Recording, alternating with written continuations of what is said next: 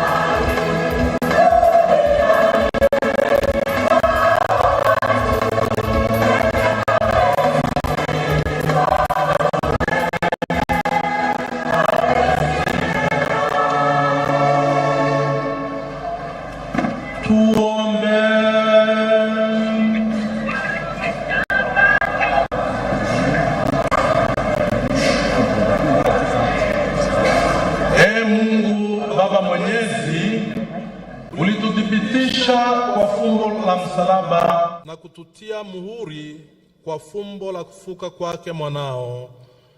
Tunakuomba kwa wema umfungulie huyu mtumishi wako Simon KABERIA Mtoabori vifungo vya mauti na kumweka katika jamii ya wateule wako.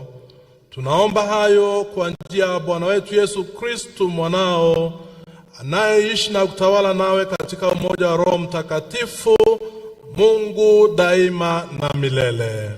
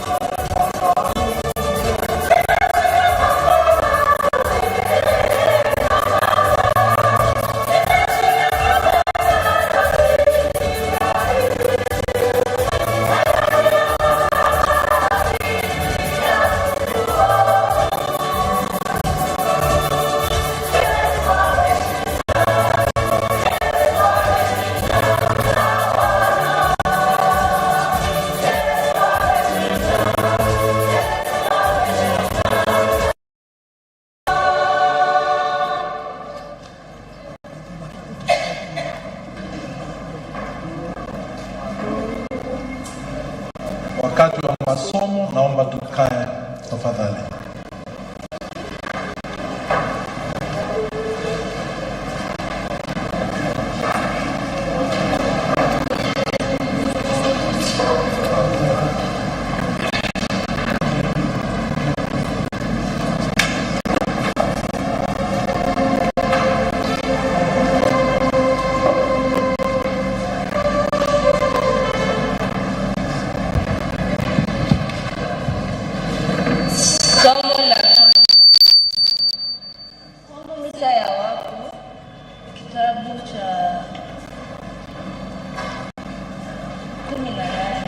Somo mauti haitakuwako tena. Somo katika kitabu cha Ufunuo. Mimi Yohane niliona mbingu mpya na nchi mpya, kwa maana mbingu za kwanza na nchi ya kwanza zimekwisha kupita, wala hapana bahari tena. Nami nakauona mji ule mtakatifu Yerusalemu mpya ukishuka kutoka mbinguni kwa Mungu, umewekwa tayari kama bibi harusi aliyekwisha kupambwa kwa mumewe. Nikasikia sauti kubwa kutoka katika kile kiti cha enzi ikisema, tazama, maskani ya Mungu ni pamoja na wanadamu, naye atafanya maskani yake pamoja nao watakuwa watu wake, naye Mungu mwenyewe atakuwa pamoja nao. naye atafuta kila chozi katika macho yao, wala mauti haitakuwapo tena, wala maombolezo, wala kilio, wala maumivu hayatakuwepo tena, kwa kuwa mambo ya kwanza yamekwisha kupita. Na yeye aketie juu ya kile kiti cha enzi akasema, tazama, na yafanya yote kuwa mapya. Akaniambia, andika ya kwamba maneno hayo ni amini na kweli. Akaniambia, imekwisha kuwa. Mimi ni Alfa na Omega, mwanzo na mwisho. Mimi nitampa yeye mwenye kiu na chemichemi ya maji ya uzima bure, naye ashindaye atayarithi haya, nami nitakuwa Mungu wake, naye atakuwa mwanangu. Hilo ndilo neno la Mungu.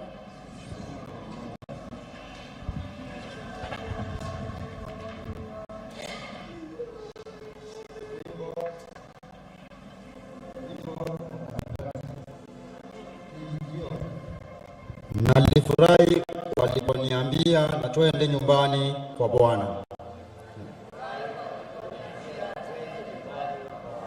Nalifurahi waliponiambia na twende nyumbani kwa Bwana. Na tutaimba. Nalifurahi waliponiambia na twende nyumbani kwa Bwana. Walifurahi waliponiambia na twende nyumbani kwa Bwana. Nalifurahi waliponiambia na twende nyumbani kwa Bwana.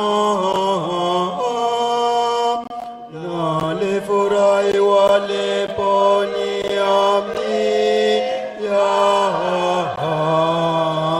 na twende nyumbani kwa Bwana. Nalifurahi waliponiambia na twende nyumbani kwa Bwana. Miungu yetu imesimama ndani ya malango yako Yerusalemu.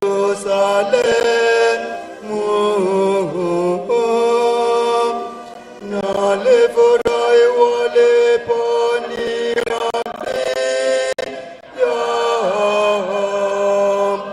na twende nyumbani kwa Bwana.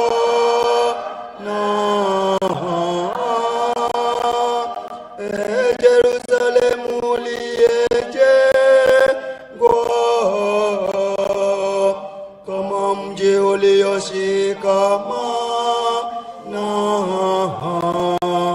uko ndiko walipopanda kabila za Bwana.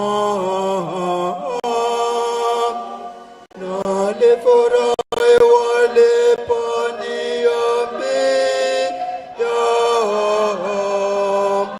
na twende nyumbani mwa Bwana. Ushuhuda kwa Israeli, walishukuru jina la Bwana. Maana uko viliwekwa viti vya hukumu, viti vya enzi na bahari ya Daudi. Nalifurahi waliponiambia na twende nyumbani kwa Bwana.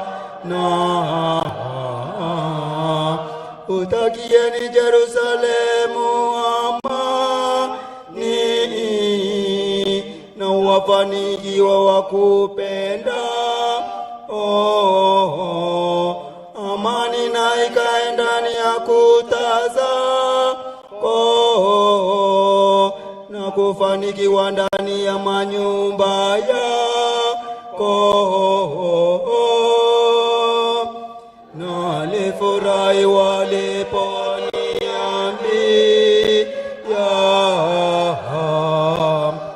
na twende nyumbani kwa Bwana,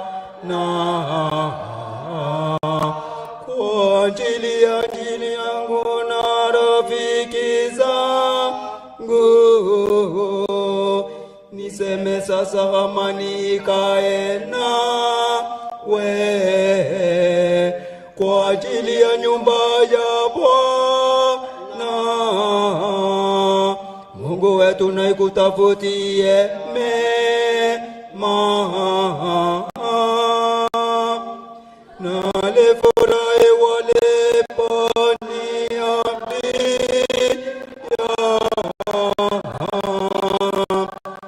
na twende nyumbani kwa Bwana. Na nilifurahi waliponiambia,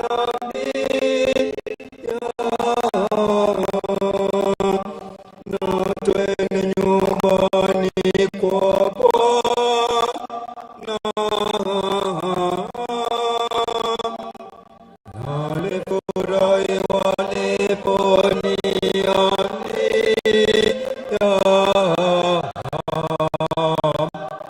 na twende nyumbani kwa Bwana. Simameni. Haleluya, haleluya, haleluya,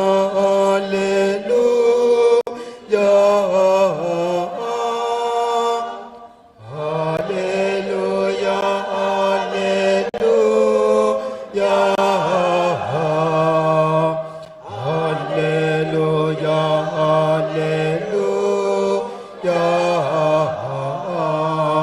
Na kushukuru Baba, Bwana wa mbingu na nchi, kwa kuwa mafumbo ya mbingu uliyawafunulia watoto wachanga. Haleluya.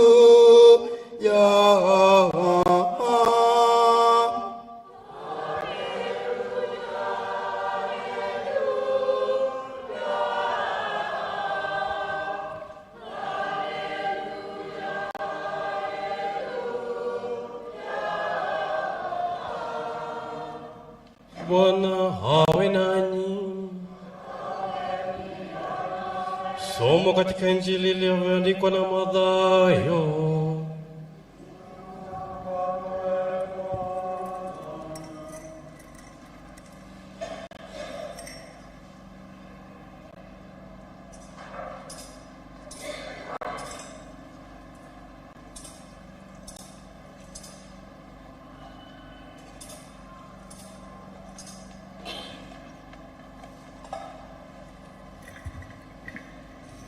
Ni Mathayo 25 mstari wa 31 hadi 46.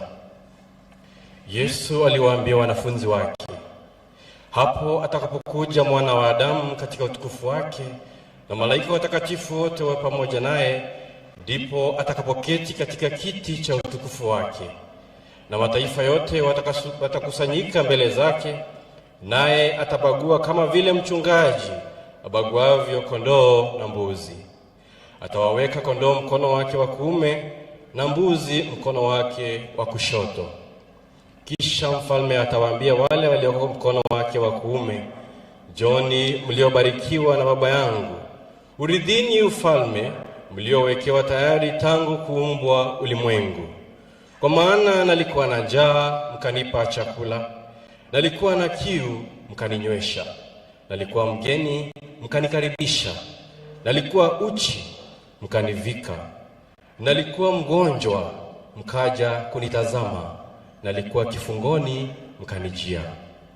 Ndipo wenye haki watakapomjibu wakisema, Bwana, ni lini tulipokuona una njaa tukakulisha, au una kiu tukakunywesha? Tena ni lini tulipokuona mgeni tukakukaribisha, au huu uchi tukakuvika? Ni lini tena tulipokuona mgonjwa na kifungoni tukakujia? Na mfalme atajibu akiwaambia, amin nawaambia, kadiri mlivyowatendea mmojawapo wa hawa ndugu zangu walio wadogo, mlinitendea mimi. Kisha atawaambia na wale walioko mkono wake wa kushoto, ondokeni kwangu, mliolaaniwa, mwende katika moto wa milele aliowekewa tayari Ibilisi na malaika zake. Kwa maana nalikuwa na njaa, msinipe chakula. Nalikuwa na kiu, msininyweshe. Nalikuwa mgeni, msinikaribishe. Nalikuwa uchi, msinivike. Nalikuwa mgonjwa na kifungoni, msije kunitazama.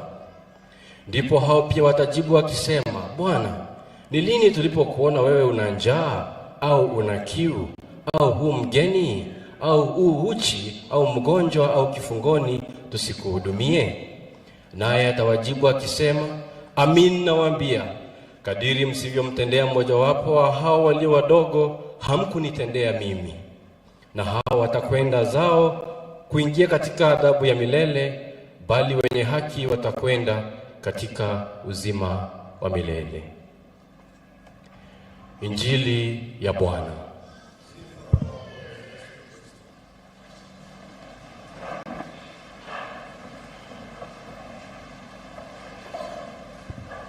Mwathani munenkire inogokara Kenya na Kenya na nogoke na wega. Mwathani munenkire inogokara Kenya na Kenya na nogoke na wega. Mwenyezi Mungu mjalie pumziko la amani na mwangazie mwanga wa milele, apumzike kwa amani. Mtakatifu Paulo akiwaandikia wa Filipo katika barua yake sura ya 3 mstari wa 12, Philippians chapter 3 verses 12, anasema, na wanakwaya mnaweza kunisaidia kuimba wimbo ambao Mtakatifu Paulo alisema, sio kwamba nimekwisha fika au nimekwisha kamilika, la, bali ninakaza mwendo ili nipate kulishika lile ambalo limeshikwa naye Kristo. Bali ninakaza mwendo ili nipate kulishika lile ambalo limeshikwa naye Kristo. Nitaendelea mimi kweli katika utumishi wangu, niyashinde haya ya dunia. Tunaufahamu wa wimbo, sio kwamba nimekwisha fika au nimekwisha kamilika, la, bali ninakaza mwendo ili nipate kulishika lile ambalo limeshikwa naye Kristo. Tumsifu Yesu Kristo. Tumsifu Yesu Kristo. Tumukumie Yesu Kristo. Unene wa Kristo boroheja. Unene wa Kristo boroheja. Mtakatifu Paulo anasema katika hiyo barua yake ya Filipo sura ya 3 mstari wa 12, sio kwamba nimekwisha fika, lakini nakaza mwendo ili nipate kulishika lile ambalo Kristo amelishika. Na siku ya leo, ndugu zangu, tumekusanyika hapa tukitumaini kwamba mzee wetu, mzee Ntwarwe, hapa bingetu muijie, Simon KABERIA, Twabori, kwamba amelishika lile ambalo alitamani kulishika. Tuko hapa siku ya leo kumuombea ili Mwenyezi Mungu aweze kumrehemu, tukijua kwamba kila mmoja wetu hakuna ambaye anastahili kusimama mbele ya Mwenyezi Mungu. Kila mmoja wetu anastahili, mahitaji huruma ya Mwenyezi Mungu. There is no one here who can be saved without the mercy of God. Bila huruma ya Mungu hakuna ambaye kati yetu anayeweza pata uzima wa milele. Mungu akisema kwamba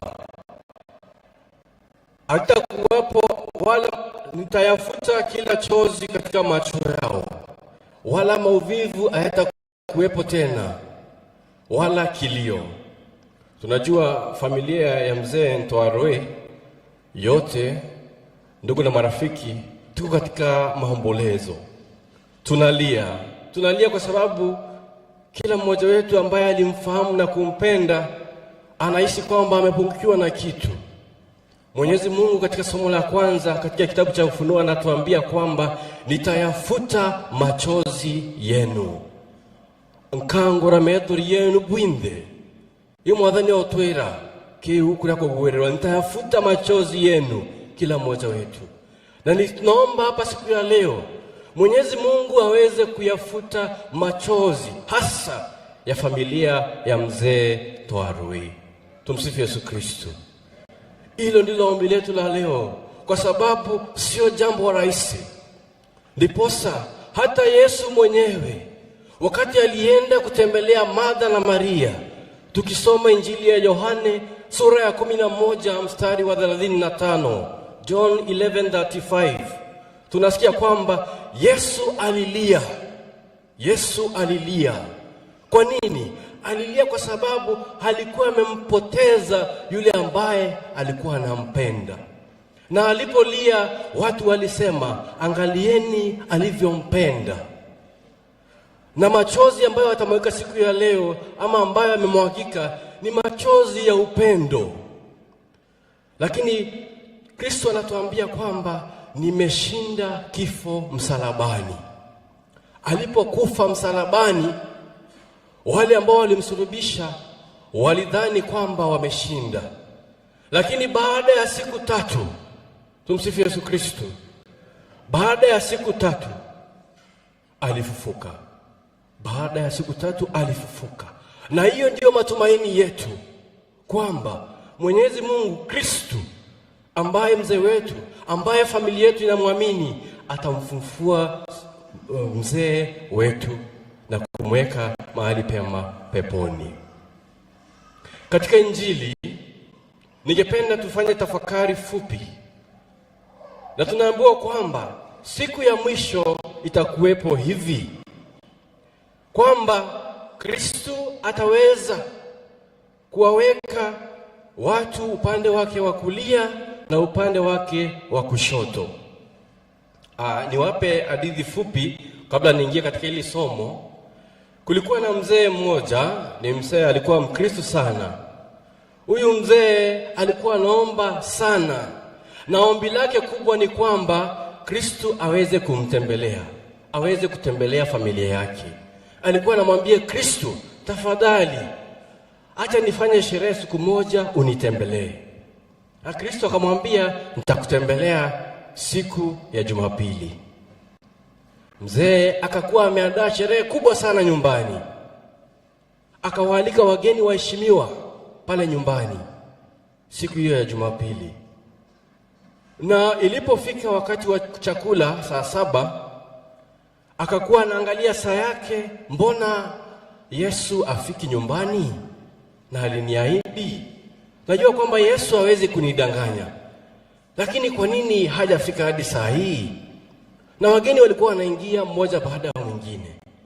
Na ilipofika saa 7, kijana mmoja mwenda wazimu ambaye hakuwa na shati, ambaye hata suruali yake ilikuwa imeraruka, akaja pale getini akaomba kuingia kukula chakula, kwa sababu alijua kuna sherehe kwake, kwa hiyo mzee. Sababu kulikuwa na sherehe, kulikuwa na nyimbo nyingi. Lakini wale askari pale getini wakamkataza kuingia. Wakamwambia, hapa kuna mgeni mheshimiwa ambaye tunasubiri. Mgeni mkubwa sana mheshimiwa, Yesu mwenyewe. Kwa hivyo wakamzuilia pale getini. Na yule mzee akatoka getini, aliposikia kuna fujo, akatoka kuangalia ni kwa nini kuna fujo. Na alipoona huyo kijana mwenda wazimu, alitaka kujua huyu ni nani.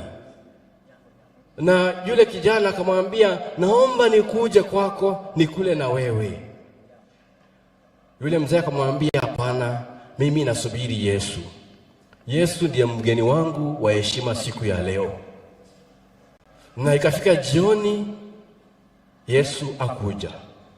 Sasa aliporudi keshowe katika maombi yake, yule mzee akamuuliza, Yesu, wewe unasema wewe ni mwana wa Mungu. Kwa nini ulinidanganya utanitembelea lakini hukunitembelea?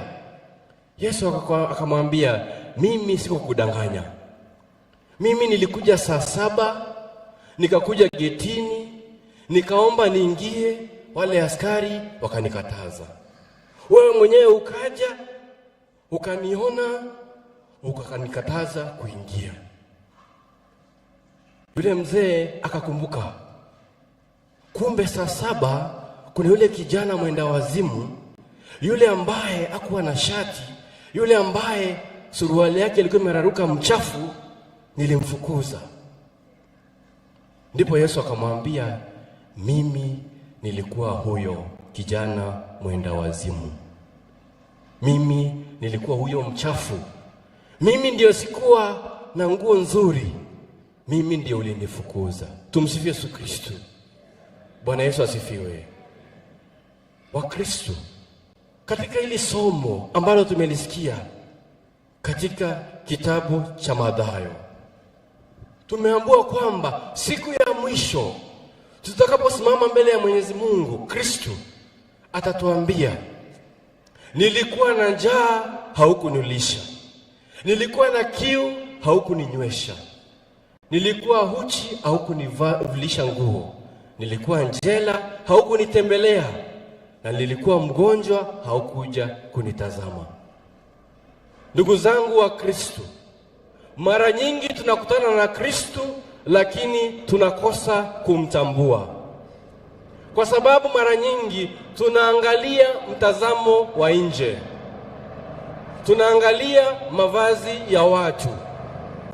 Tunaangalia vile watu walivyo na mali ama watu walivyosoma.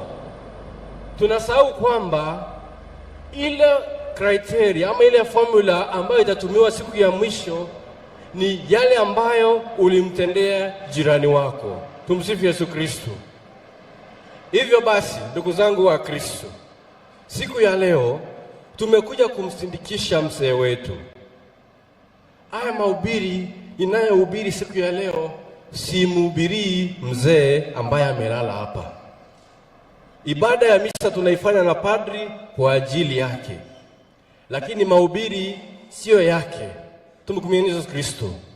Ntomirira ngo tomiria teororia mtwarwe uramamia ndi tomiria no ntubwenu na bokwa para turi omoyo. Tukumeni Yesu Kristo. Sihubiri kwa ajili yake. Tunafanya ibada ya misa kwa ajili yake, lakini mahubiri ni kwa ajili yenu ambao mko hai.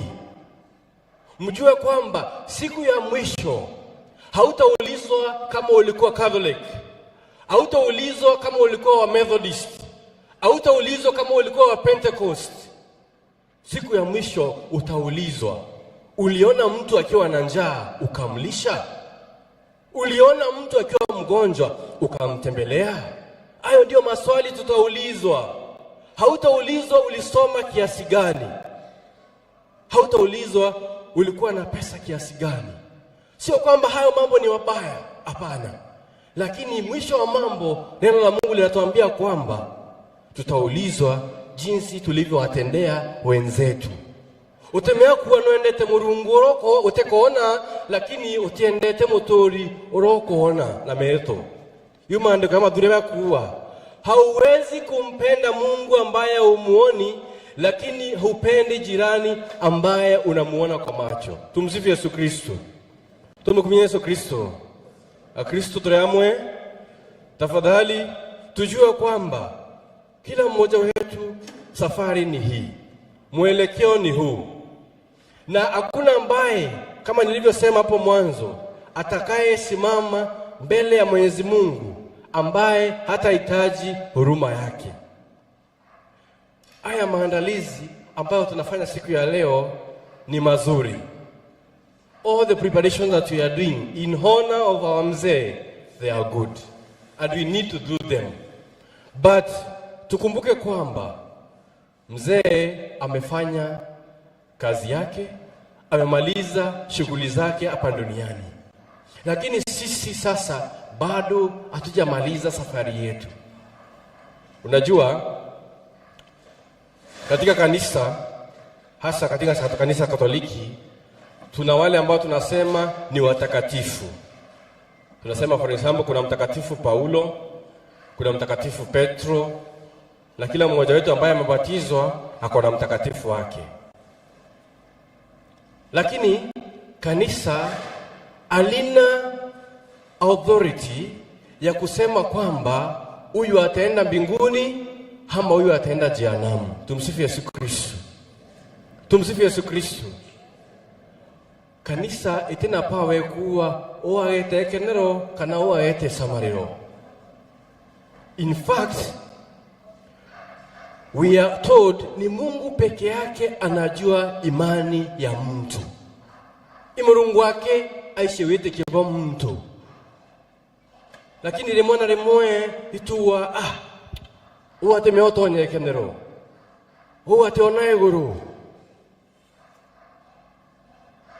Tukumbuke kwamba kuhukumu, hakimu ni mmoja peke yake. Wa kuhukumu ni mmoja peke yake, naye ni Yesu Kristo. Tukaedra tuwe agambithia. Tukaedra tuwe antubakuwa o agete kenero, o agete samariro. Hiyo ni kazi ya Yesu Kristo. Na nikimalizia niseme hivi. Leo wengi wetu tutasema mzee mtuaroi pumzika kwa amani. Mara wengi tutasema hivyo na ni vizuri.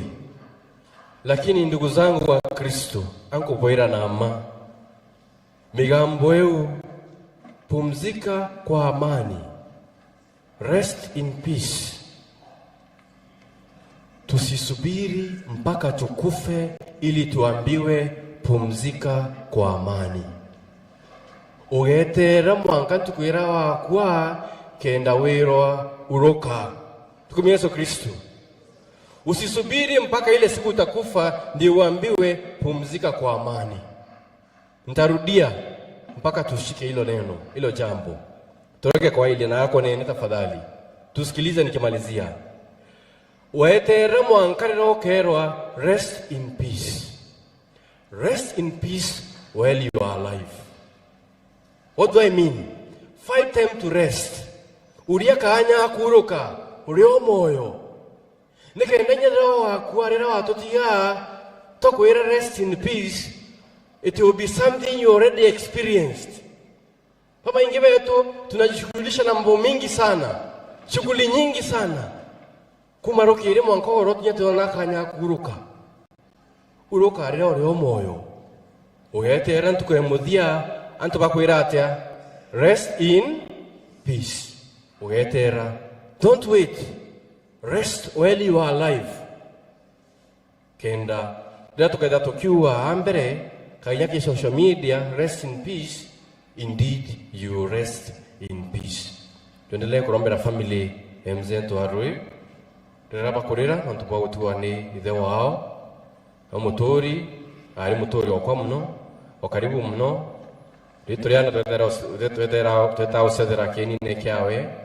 And I feel I have also lost a dad.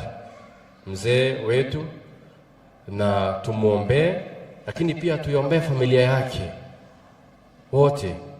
Ana baebonde na barabonde batiwa tubarombere nikena Murungu aomba obathiri, aomba obangwataniro, aomba obangura methuri. The best gift that we can give to their family, it is our prayer and our presence. Iromba na kuidra turea mwena bo. Prayer and presence. Na teruare yake kinya baada ya leo tujaribu kuwa karibu na wao. Tumsifu Yesu Kristo. Bwana Yesu asifiwe. Unene wa Kristo boroeja.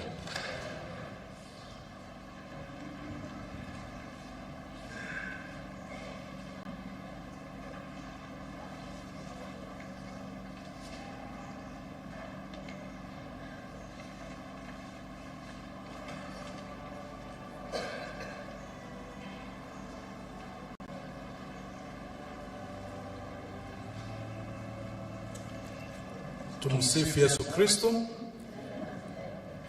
Taomba kwaya tunapotafakari haya maneno ambayo tumehubiriwa na padre, na tunashukuru sana padre kwa hayo maneno ya kututia moyo. Taomba wanakwaya tuweke nyimbo za kufariji familia, kutufariji sisi sote, kwa sababu mgeni wetu tunaye leo ambaye anakuja kuomboleza pamoja nasi, naibu wa rais amekaribia, na ili tuweze kumpokea hapo kabla tuendelee na hiyo sehemu nyingine, tafadhali tuko tumetulia hivyo tu. Kwaya, nyimbo za maombolezi za kutuliza na kufariji kila mmoja wetu. Asanteni.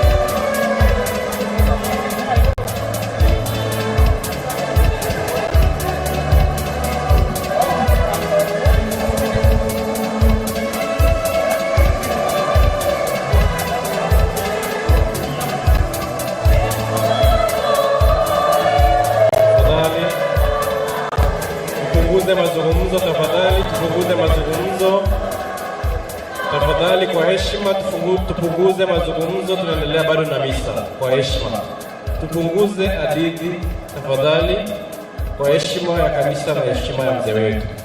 Hadithi baadaye please.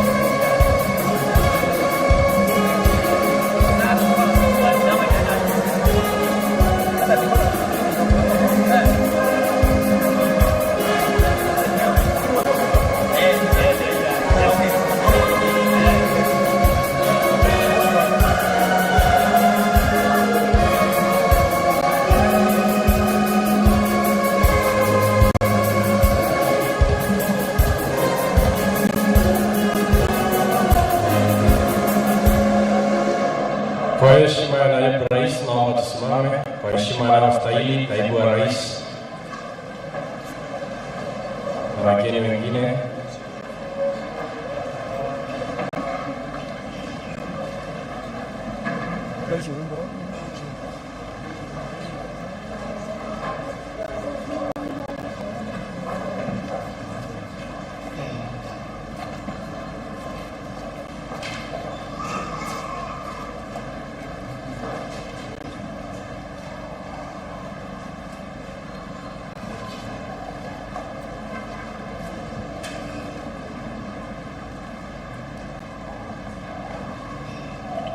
Karibu sana mheshimiwa sana naibu rais wetu, na tutambue kwamba tuko katika bado ibada ya misa takatifu. Kwa hivyo tuwe watulivu tunapoendelea na ibada ya misa. Karibu sana mheshimiwa.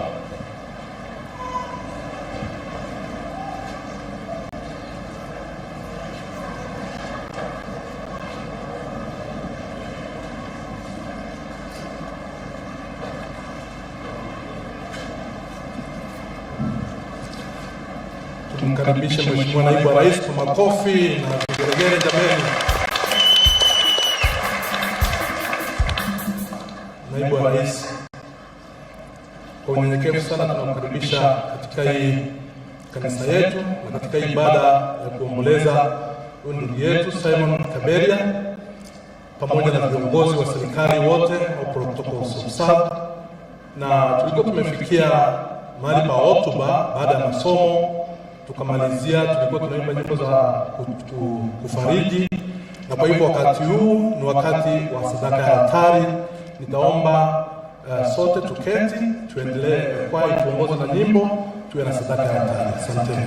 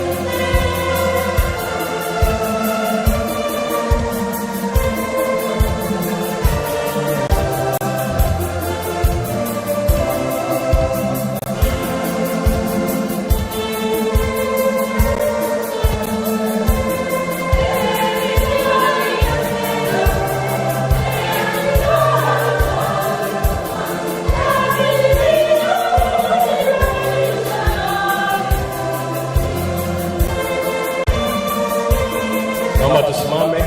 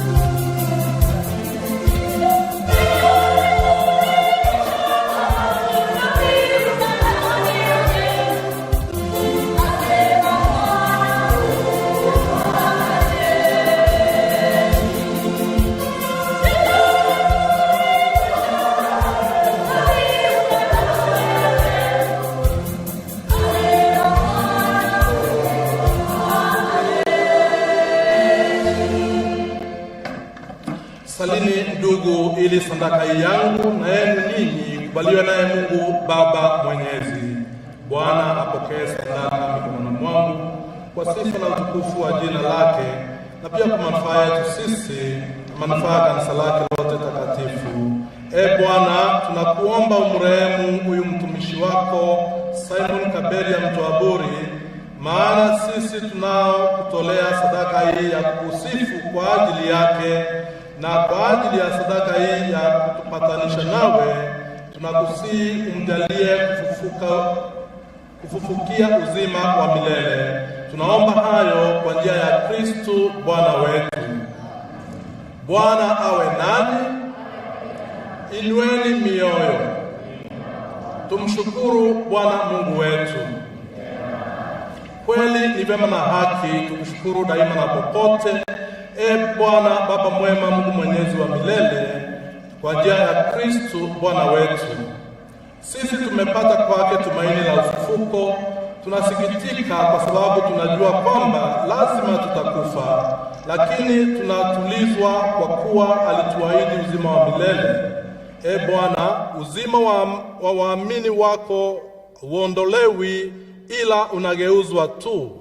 Nayo makao ya hapa duniani yakisha bomolewa, tunapata makao ya milele mbinguni. Kwa hiyo sisi pamoja na majeshi yote wa malaika wa mbinguni twaimba wimbo wa utukufu wako tukisema bila mwisho.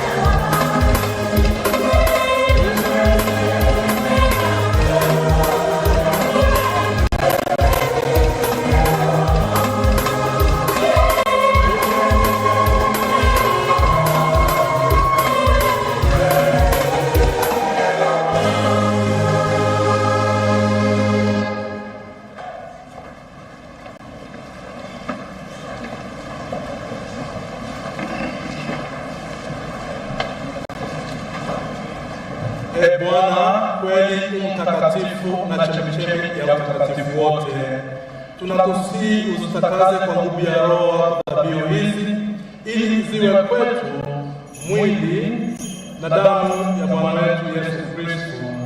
Yeye alipojitoa kwa hiari yake ateswe, alitoa mkate, akashukuru, akaumega, akawapa wafuasi wake akisema, twaeni mle wote, huu ndio mwili wangu utakaotolewa kwa ajili yenu.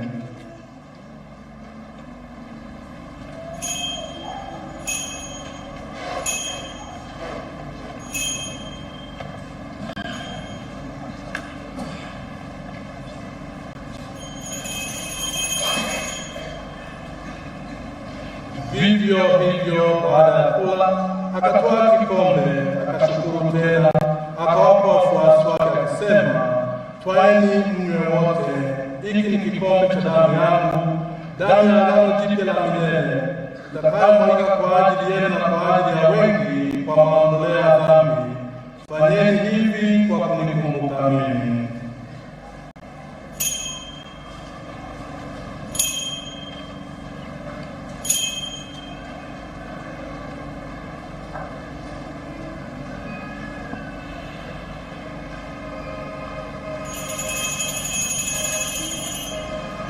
Hili ni fumbo la imani.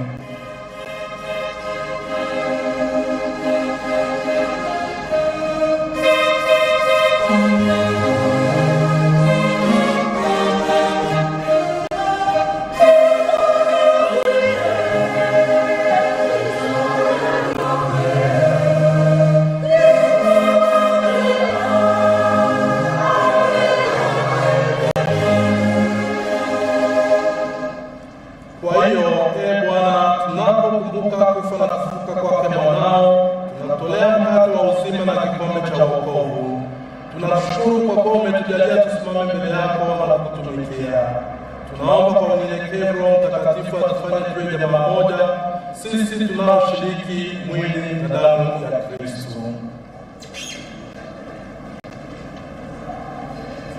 Bwana, ulikumbuka kanisa lako popote duniani, utakamilisha katika upendo sisi pamoja na watakatifu wetu Francisco na askofu wetu Celestine Mugambi na watumishi wako wote.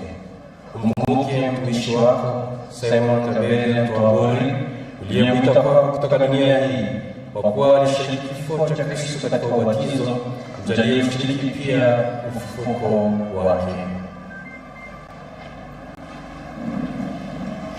Wakumbuke pia ndugu zetu waliofariki dunia wakiwa na tumaini la ufufuko. Wakumbuke na marehemu wote, wapokee kwenye nuru ya uso wako. Tunakuomba uturumie sisi zote, ili tustahili kushiriki uzima wa milele na kukusifu na kukutukuza pamoja na Maria Bikira mwenye heri, mama wa Mungu, mitume wenye heri na watakatifu wote waliokupendeza tangu kale. Tunaomba haya kwa njia ya mwanao Yesu Kristo.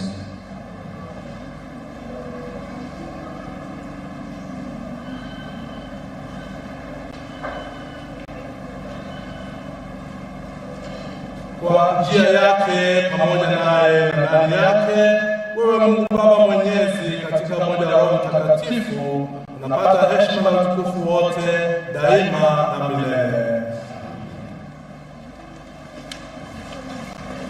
Na sasa tusali kwa imani ile sala aliyotufundisha Bwana wetu Yesu Kristo. Baba yetu uliye mbinguni, jina lako litukuzwe, ufalme wako ufike, utakalo lifanyike duniani kama mbinguni. Utupe leo mkate wetu wa kila siku, utusamehe makosa yetu kama tunavyowasamehe nasi waliotukosea, usitie katika kishawishi, lakini utuokoe maovuni. Ee Bwana, tunakuomba utuokoe katika maovu yote, utujalie kwa wema amani maishani mwetu, tuepushe daima na dhambi kwa huruma yako, tusifadhaishwe na jambo lolote, tungojee kwa matumaini kurudi kwake mkombozi wetu Yesu Kristo. Kwa kuwa ufalme ni wako na nguvu na utukufu hata milele. Ee Bwana Yesu Kristo, uliyewaambia mitume wako, na waachieni amani na wapeni amani yangu, usizitazame dhambi zetu ila tu imani ya kanisa lako. Ulijalia amani na umoja kama yalivyo mapenzi yako, unayeishi na kutawala daima na milele. Amani ya Bwana wetu Yesu Kristo iwe nanyi daima. Na sasa tutakiane amani ya Kristo.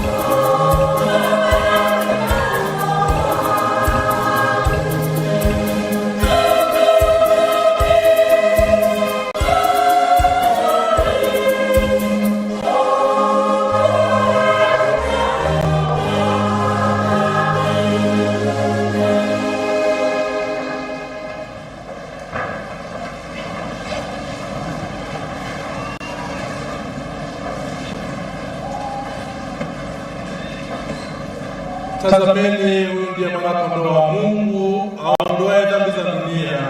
Heri yetu sisi tulialikwa kwenye karamu yake. Ee Bwana, sistahili ingie kwangu, lakini sema neno moja tu na roho yangu itapona.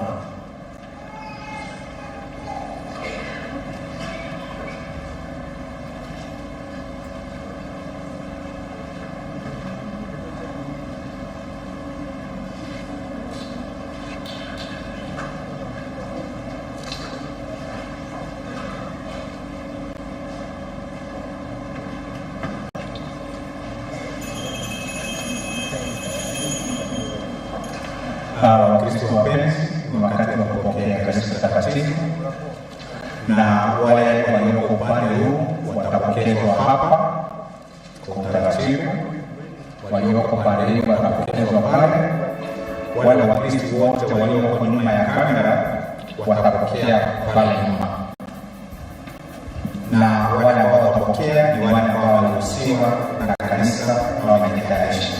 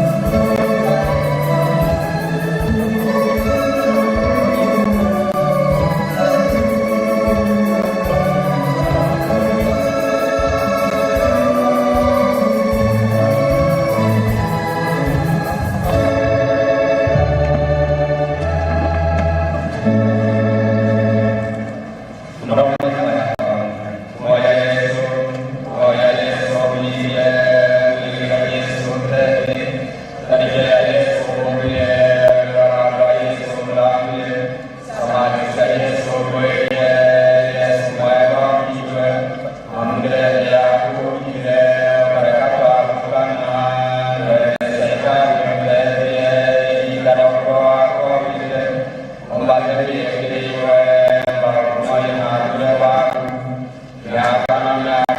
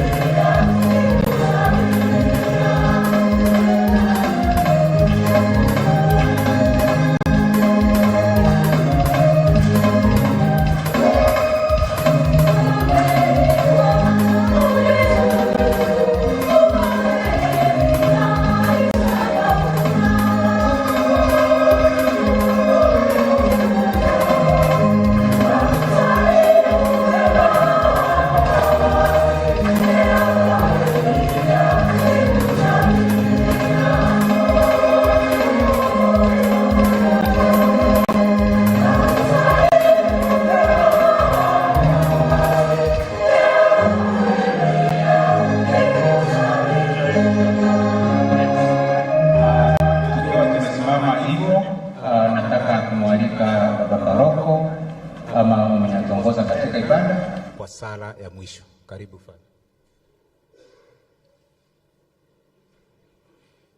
Tuombe.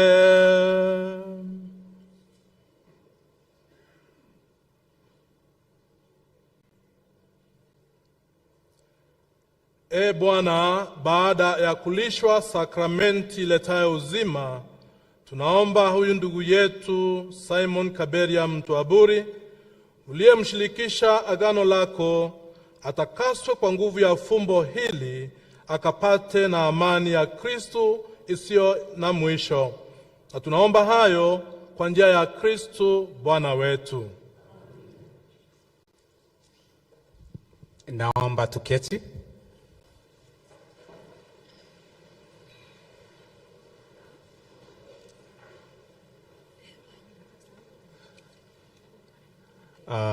Your Excellency, the Deputy President, the family of Abori, honorable members, MPs, MCs, and all other political leaders, all the Christians. God is good, and all the time. Tumaliza kipindi cha kwanza ambayo ni ibada, na tunaingia katika kipindi kingine na cha mwisho, ndio tumalize hapa kanisani, ambacho ni kipindi cha kupewa tributes na pia kusomewa eulogy. Na nafasi hii nitamuita MC Derek ndiye aweze kutuongoza hapo pengine. MC Derek, please, karibu.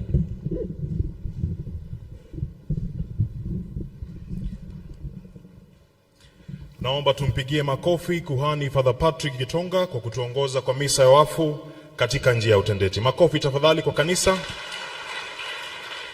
Kanisa tukiongozwa na Padri Father Patrick Gitonga, familia ya mwenda zake Simon Kaberia, Mheshimiwa Naibu wa Rais wa Jamhuri ya Kenya, Mheshimiwa Rigathi Gachagua, Naibu Gavana, Honorable Reverend Mutoma, waheshimiwa wa Bunge la Kitaifa na Seneti, wawakilishi wodi, MCAs na Wakristo, hamjambo. Hivi sasa Mheshimiwa Naibu wa Rais, kwa unyenyekevu naomba nikaweze kumpisha jamaa wa mwenda zake wakuje watuletee wasia walizoziandaa. Atakaye tufungulia zulia hili ni Doreen Mpuru, aje atusomee historia ya mwenda zake Simon Kaberia. Doreen, jukwani lako, karibu. Tumpigie makofi anapokuja.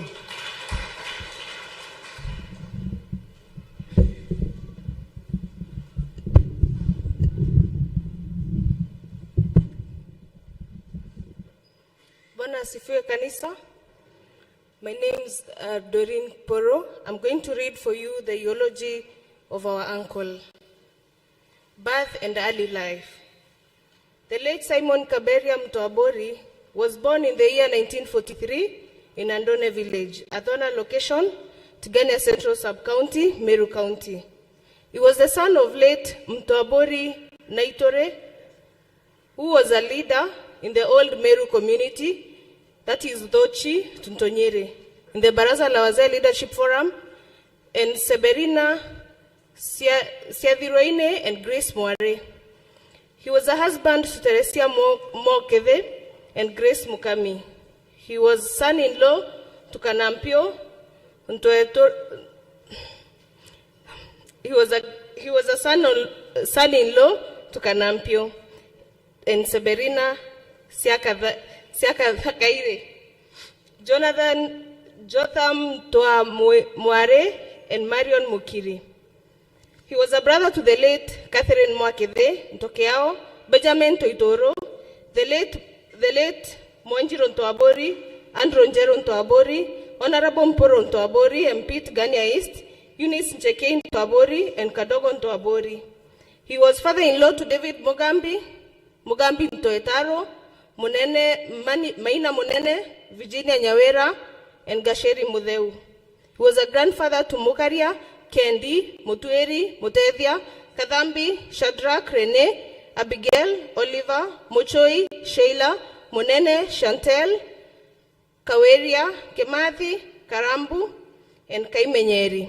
He had many great-grandchildren. He was a brother-in-law to Lucy Nkatha Ntoitoro, Regina Monjiro Ntoitoro, the late Regina Karigonjero, and Agnes Kajujumporo.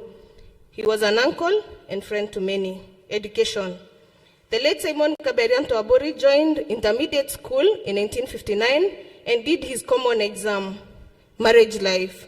The late Simon KABERIA Ntoabori, in other words, we used to call him Ntoaroi, got married in 1969 to Teresia Mwakethe and later to Grace Mukami. They were blessed with the following children: Agnes Kaburo KABERIA, Rose Kajuju KABERIA, Purity Karemi KABERIA, Rebecca Nkirote KABERIA, Sabina Kaimuri KABERIA, Adha Karote KABERIA, Julius Duranira KABERIA, Susan Kananu KABERIA, and Judith Karemi KABERIA. Christian life. The late Simon KABERIA Ntoabori was a staunch Christian in the Catholic Church and was baptized at Mary Mother of God Church, Mikindori Parish in 1948. Social life. He was a very hardworking person and also a prominent businessman in the region. The late Simon KABERIA Ntoabori related well with people and his family members. He was fully supportive to his family.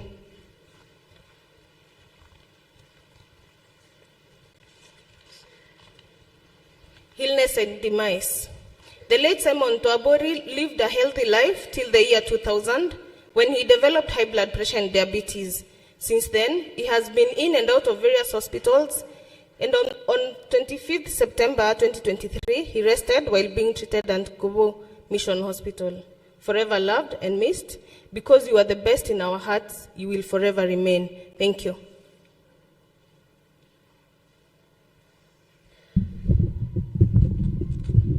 Asante sana, tumpigie makofi Doreen. Mheshimiwa Naibu Rais, sasa nitampisha Muthoni Keremi aje atoe wasia kwa niaba ya wajane, Mama Teresia Mwakidhai na Mama Grace Mukami.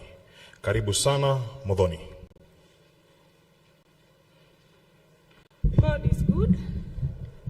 I'm going to read the tributes to our dad from our mom. Today we gather to celebrate the life and legacy of a remarkable man, our beloved husband. While our hearts are heavy with grief, we also carry within us the warmth of the love we shared, the beautiful moments we created, and the profound impact he had in our lives. You are not just our life partner, you are a confidant, our rock, and greatest love. Simon brought joy and meaning to our existence every single day. Your smile could light up the darkest of times, and your presence brought comfort and strength. As we bid farewell to his physical presence today, we take solace in the knowledge that his spirit lives on within us. His love remains attached in our hearts, and his memory will forever guide us. We will honor him by carrying forward the lessons he taught us, by cherishing the memories we created together, and by striving to be the best versions of ourselves, just as he would have wanted.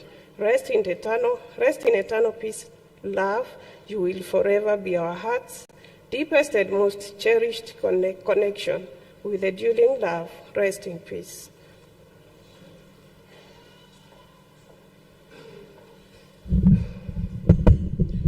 Sasa ningependa kuwaomba Mama Teresia Mwakidhai na Mama Grace Mukami muje kwa ajili ya picha.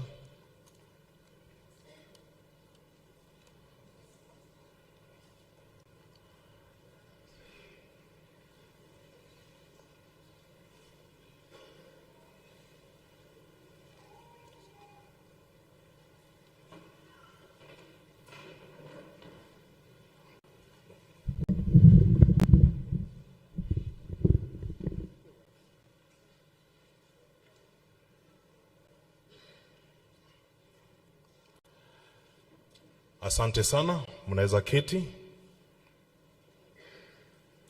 Asante. Sasa ningependa kumpisha Mheshimiwa Mpuru aje atoe wasia kwa niaba ya mandugu na madada. Kisha mandugu na madada mtakuja hapa mbele ili muweze kupata picha yenu. Asante. Karibu sana mheshimiwa.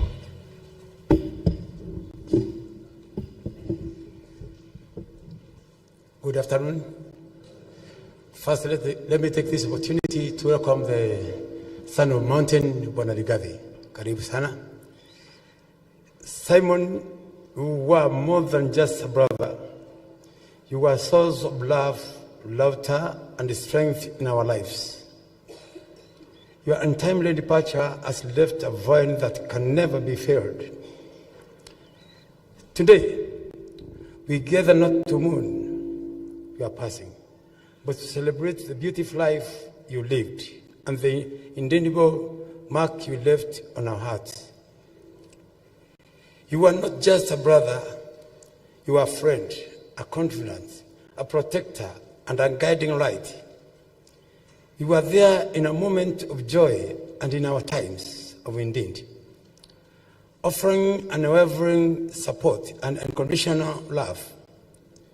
Your legacy lives on through the lives you touched and the art of your home.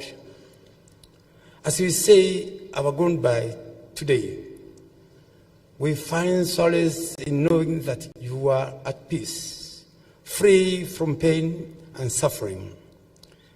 Though you may no longer be with us in the physical sense, your spirit continues to live on in the memories we cherish and the love that will never fade.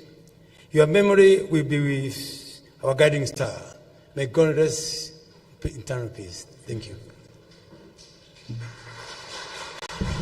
Asante sana mandugu na madada. Mheshimiwa, tafadhali utarudi hapa mbele ili tuweze kupiga picha.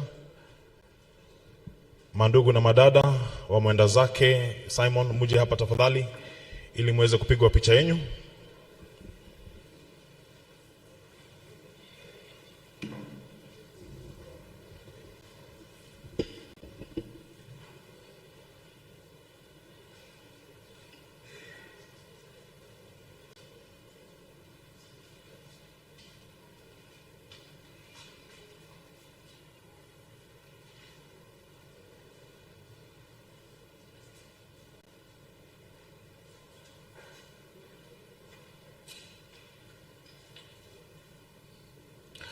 Asante sana, tuwapigie makofi wanapoketi.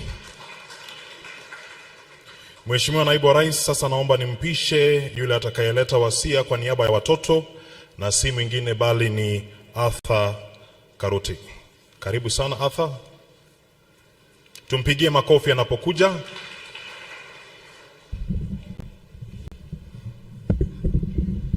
God is good all the time. My name is Arthur Karuti KABERIA, and here I am to present tributes for our dad. Today we gather here to celebrate the life of an extraordinary man who beloved the father. We stand before you with heavy hearts, yet with a profound sense of gratitude for the incredible journey we shared with him.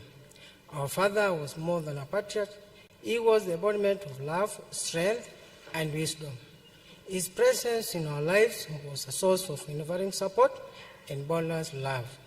He was our protector, our confidant, and our guiding light. While our hearts ache with absence, we find solace in the knowledge that his love and wisdom will forever guide us. His memory will live in the stories we share, the values we uphold, and the love we continue to feel. We loved our dad. We're happy he has gone. Anyway, thank you.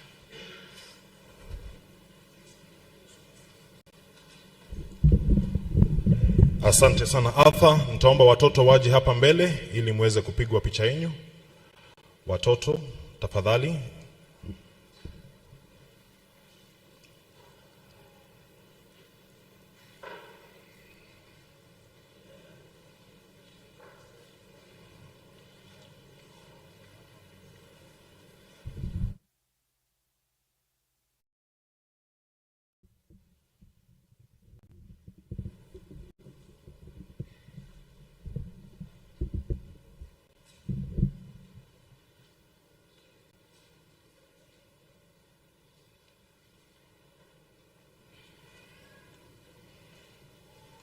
Asante sana, tuwapigie makofi watoto wa mwenda zake wanapoketi. Asante sana. Sasa Mheshimiwa Naibu wa Rais, naomba nimpishe yule atakayeleta wasia kwa niaba ya wajukuu na vitukuu wa mzee Simon, na si mwingine bali ni Motweri. Karibu sana, uje ulete wasia ya wajukuu na vitukuu, na muwe tayari kwa picha yenu atakapomaliza. Tumpigie makofi tafadhali.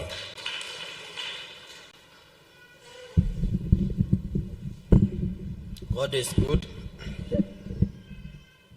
The sudden death of our dear grandfather has brought us to the understanding of what Paul says in Philippians chapter 21, that for me to live with Christ is Christ and to die is gain. We miss you so much. The emptiness of the space you have left in our life is so deep, it will be difficult to fill. You left without saying goodbye. For this reason, we peer logical into the light, and the darkness open for our last glimpse, so that even as you rest in peace, we may also find peace. But also we do not see you, so we console ourselves that because you lie in the bosom of the Lord, we shall see you again. Great Dad, you are a wonderful living experience. To us, you are great children, you are great father, a mentor, a counselor, and the appeal of our support, all rolled into one. So strong and certain was your heart in showing us the way that as we grew up, we thought that every grandfather was like you, but we discovered in conclusion that there were grandfathers and there were indeed grandfathers. Rest in peace. We will one day meet you in heaven.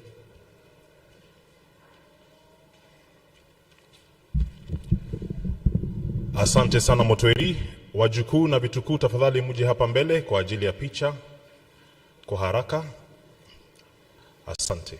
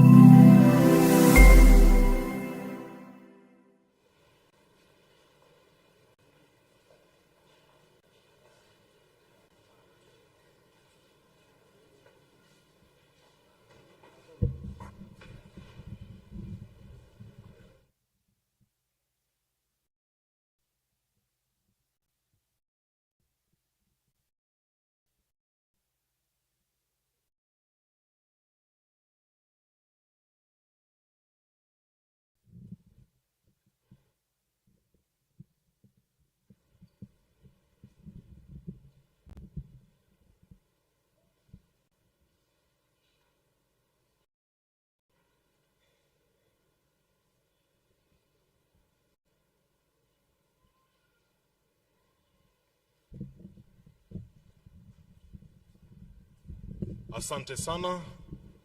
Sasa Mheshimiwa Naibu wa Rais, ningependa kupisha Modhe aje kwa niaba ya kanisa.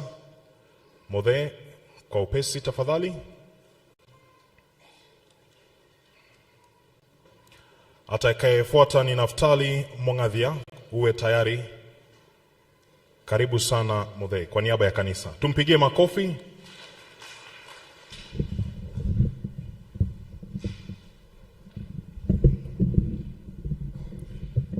Okay, thank you. The Deputy President of the Republic of Kenya, all protocols observed. I'm Venasius Muthe, Pastoral Council Chairman, Mary Mother of God, Mikindori Parish. I want to take this chance of welcoming each one of us in this very important occasion, whereby we are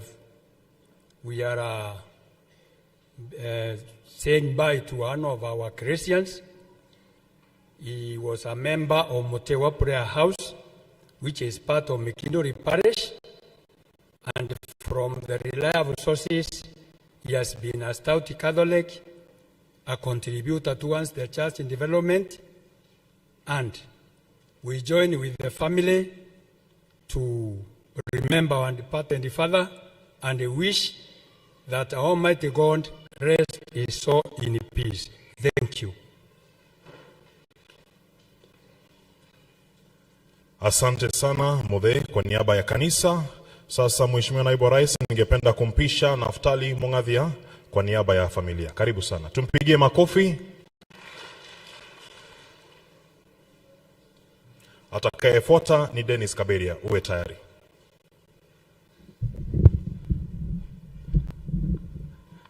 Bwana Yesu asifiwe. Bwana Yesu asifiwe tena. Asante sana kwa kupewa hii nafasi ili na mimi niweze kuongea kwa niaba ya familia. Familia yetu, Mheshimiwa Naibu wa Rais, ni familia kubwa. Familia yetu inaitwa familia ya Kiilo, na sisi ukituona hapa tuko wengi na ni familia kubwa. Na yule ambaye amelala hapa ni mmoja wetu, alikuwa ndugu yetu, he was one of our son, and kusema ukweli tunasikia kwamba tumepungukiwa sana kwa sababu ya kumpoteza mmoja wetu ambaye alikuwa nguzo kubwa sana katika familia hii yetu, hasa kwa upande ya amani. Yeye alikuwa mtu ya amani, mtu ya kusikizanisha watu wakikuwa wamekosana katika familia, na sisi tulikuwa kila wakati tukiwa na maneno tulikuwa wasiliana na yeye. Kwa hivyo tumesikia tumepungukiwa sana, na tunawashukuru wote ambao mmekuja, hasa Naibu wa Rais kwa sababu ya kukuja. Tunashukuru sana, na wageni wote ambao wamekuja kuungana na sisi ili kuhusunika na sisi kwa sababu ya huyu ndugu yetu kutuacha. Lakini hata hivyo mmesikia huyu ndugu yetu aliishi maisha mazuri ya Kikristo. Kwa hivyo tumekuja tena kusherekea maisha yake, kwa sababu alikuwa mtu ambaye anajua Mungu, na tunajua ya ametoka ama ameondoka katikati yetu, ameenda mahali pazuri, mahali mbele ya Mungu. Kwa hivyo tutaendelea kumtegemea ili atuombee na sisi tuweze kufika mahali ameweza kufika. Hii familia, Mheshimiwa Rais, Naibu wa Rais, ni familia ambayo ina support serikali sana, na kusema kweli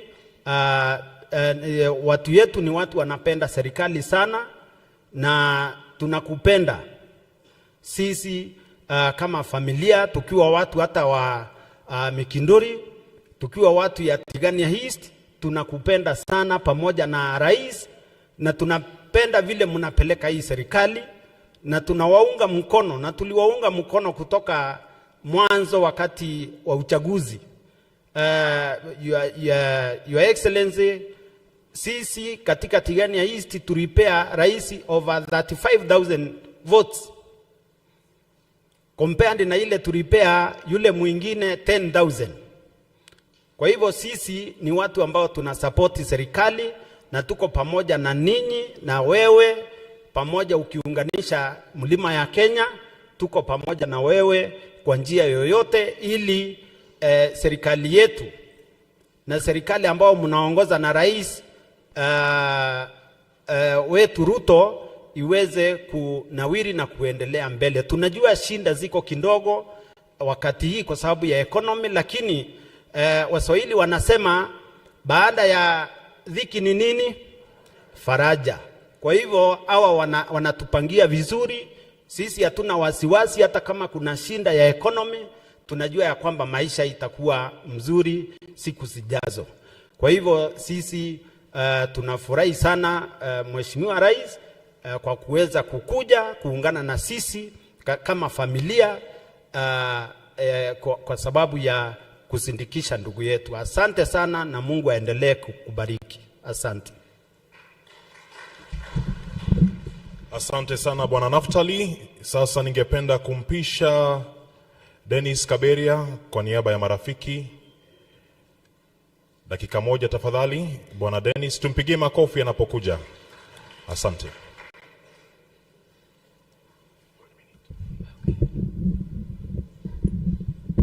Okay, Bwana Yesu asifiwe.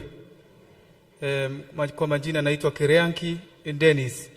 Nimesimama hapa kwa sababu ya rafiki yangu mzee ambaye amelazwa hapa. Deputy President, unajua hata Abrahamu alikuwa rafiki wa Mungu. Kwa hivyo hata mimi ni rafiki wa mzee ambaye amelazwa hapa. Mzee ndiye amenifanya nikafika mahali nimefika. Singeenda mahali akose kunipigia simu. Hata kuwe usiku, bora tu nimwambie nakuja, angeningojea mpaka nifike. Hata kama ni saa 8, na nikifika mzee alikuwa ananipea kitu ya kukula na kuniuliza swali kama nimekula. Namwambia ndio nimekula. Niambia acha nikuambie, kwa sababu katika uzee kuna shinda na wewe ni kijana. Njaribu sana kufanya kazi ili katika uzee wako uwe uko na kila kitu. Kwa hivyo mimi nimepungukiwa sana kwa sababu mzee ni rafiki yangu sana sana, sina la kusema, lakini kwa sababu kunaye Mungu mahali amempeleka, Mungu ako pamoja na yeye, na hata mimi nitakuwa rafiki tu wa kuendelea na familia yake, kwa sababu familia yake iko. Mzee ni kuondoka, ameondoka, lakini jina yake litaendelea. Asanteni. Asante sana Bwana Dennis Kaberia. Sasa Mheshimiwa Naibu wa Rais, naomba niweze kumpisha Midhika. Njoo tafadhali kwa niaba ya wapwa.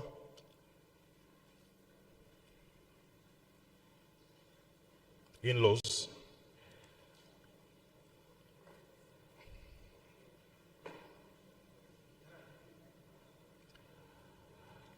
Haya, wacha nimwalike sasa Bwana Charles Meme kwa niaba ya wanabiashara. Tafadhali Charles Meme, njoo kwa haraka kwa dakika moja. Tumpigie makofi anapokuja.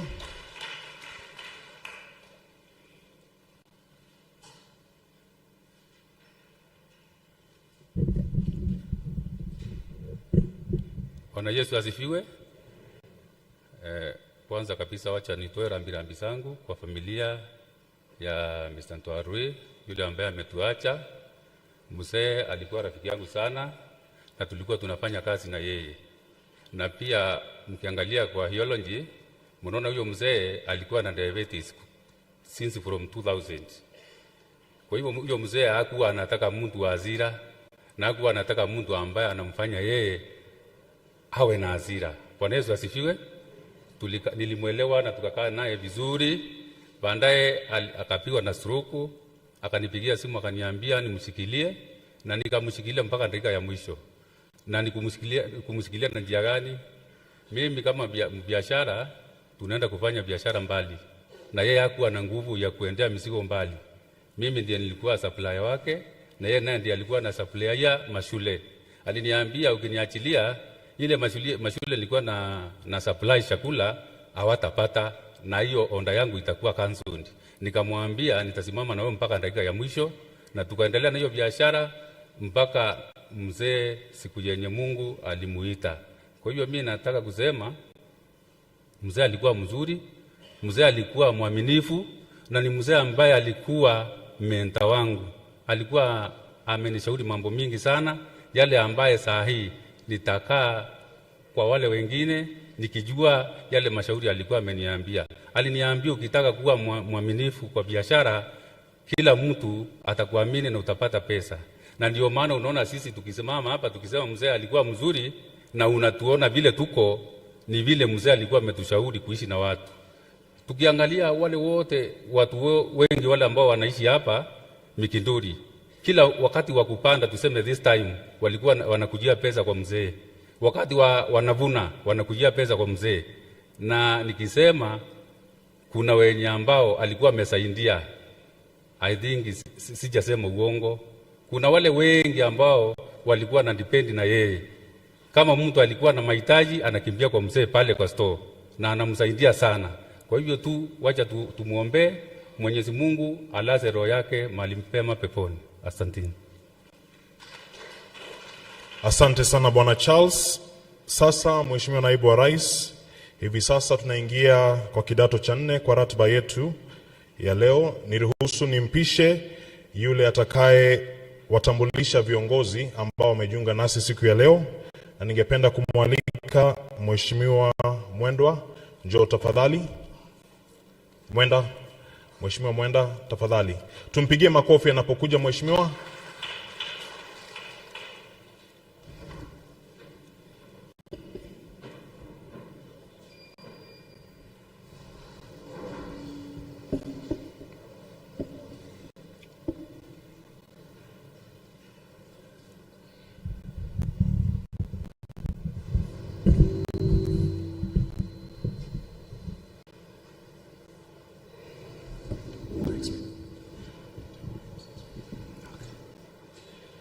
Thank you, Your Excellency, and the President of the Republic of Kenya.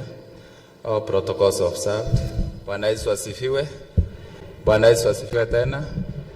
Kwa majina mimi naitwa Mwenda Idile, MCA wa Kidhi Ward na Lindo Minority Party in the Assembly of Meru. Sisi kama waheshimiwa wa Assembly ya Mbunge amini ya Meru tumekuja kuambia familia pole na kuomboleza pamoja na familia. Na naomba Mheshimiwa Naibu wa Rais nitambulishe viongozi wengine ambao ni waheshimiwa tuko nao wa County Assembly ya Meru, na ukiniruhusu Mheshimiwa Naibu wa Rais wanaweza kuja hapa tuseme majina yao tuwatambulishe, ili pia wananchi wa huku Mikindori waone ya kwamba waheshimiwa tumesimama na hii familia ya Mheshimiwa Mpuru. Viongozi wetu waheshimiwa, karibuni sana. Na wanapokuja nataka kupeana rambirambi za Mheshimiwa Speaker wetu Honorable Ayub Bundi, na pia kuna viongozi wengine ambao hawajaweza kufika, wako Nairobi kwa shughuli za kikazi na wamepeana rambirambi zao. Sisi kama Assembly ya Meru tuko pamoja na tunatembea pamoja. So hapa kidogo.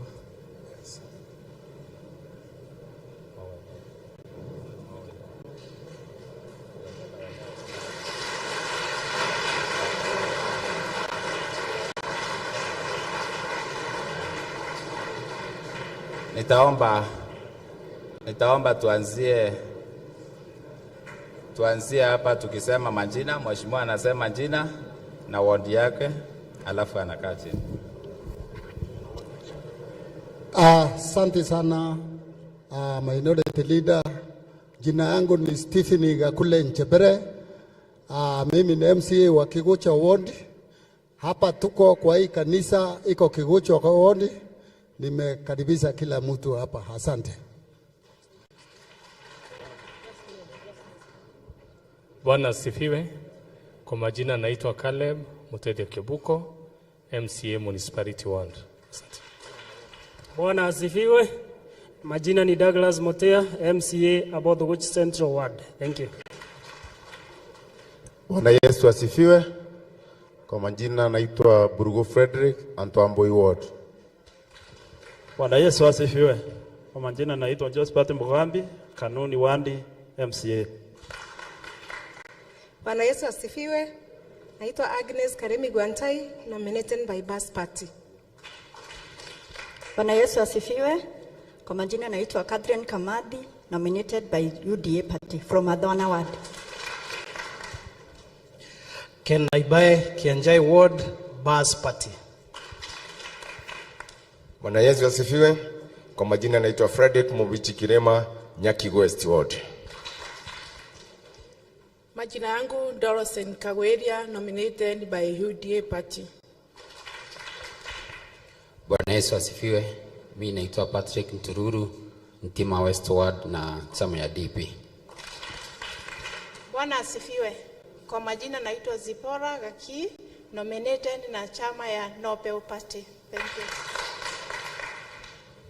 Naitwa Sara Gaki, nominated by UDA Party. Bwana Yesu asifiwe. Kwa majina naitwa Zipora, ama wanapenda kuniita ZK, nominated by UDA Party. Okay, Bwana asifiwe. I'm Elijah Kimathi from Ndangatha Ward, UDA Party. Bwana Yesu asifiwe. Majina Timothy Mutweri, Kabako MCA Kegoya Ntobochio, and the MCA wa Deputy Governor. Santeni. Bwana asifiwe. My name's Daniel Mokoronia, MCA Ntima East, Akoromona area. Bwana Yesu asifiwe. Majina Varu Josephat, Adhoro Kaiti Ward. Thank you. Bwana Yesu asifiwe. Kwa majina naitwa Grace Kambra Dhronira, nominated by Mbas kutoka Kangeta, Meru County. Na Ndinji alisema ni wa mama, kwa hivyo yako kwa nyumba yake, sasa nimkaribishe kwa sababu ni mtoto wa msichana wetu.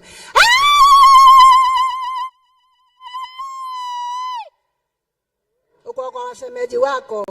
Ulisema mama yako ametoka Meru. Kwa hivyo mimi nakupigia hiyo relation kwa sababu wewe ni mtoto wetu. Karibu sana Meru. Praise God. I'm Doris Gakinkonge, nominated MCA from Abodogochi West Ward by UDA Party. Bwana asifiwe. Kwa majina ni Honorable Faith Kome, nominated MCA Nyaki East, nominated by UDA Party. Ego mwada ni jukio kumya bunde. Bwana Yesu asifiwe.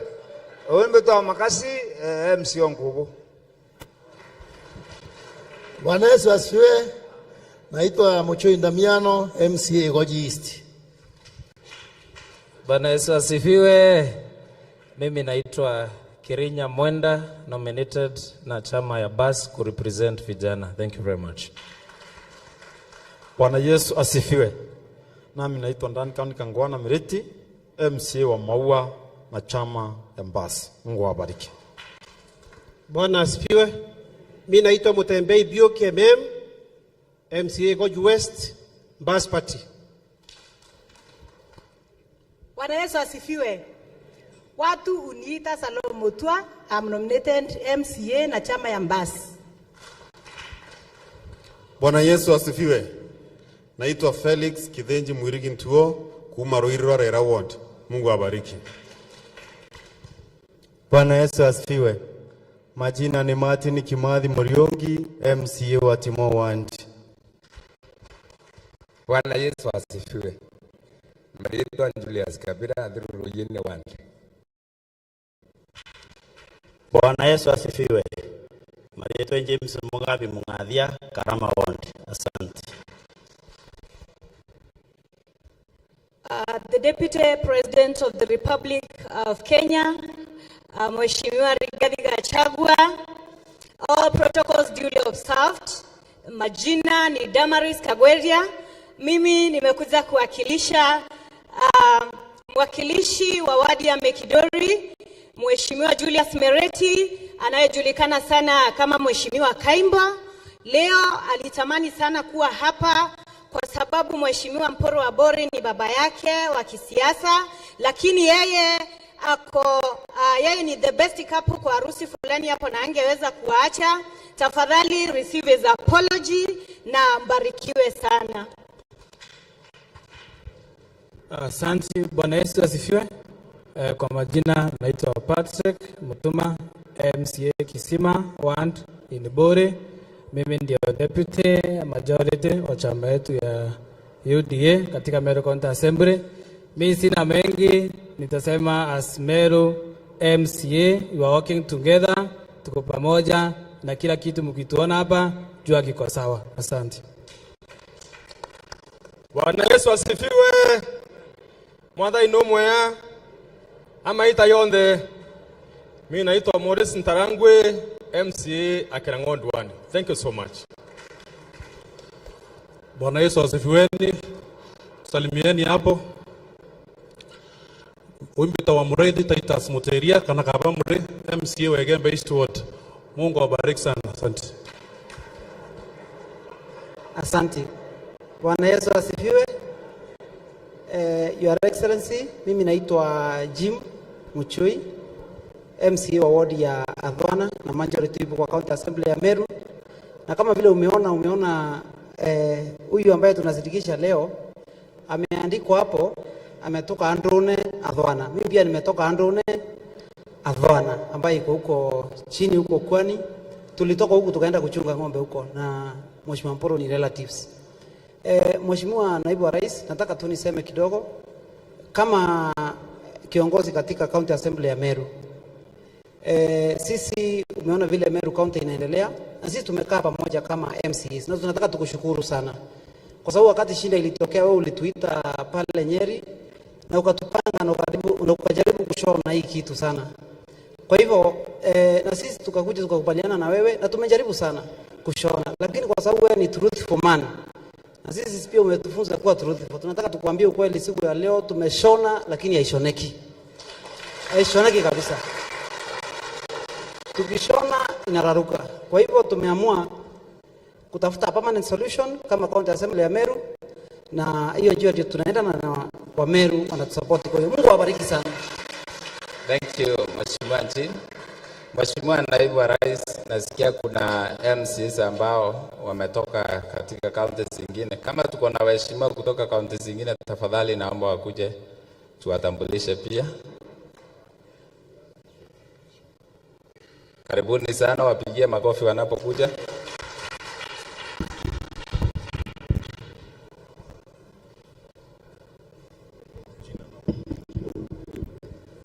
Bwana asifiwe.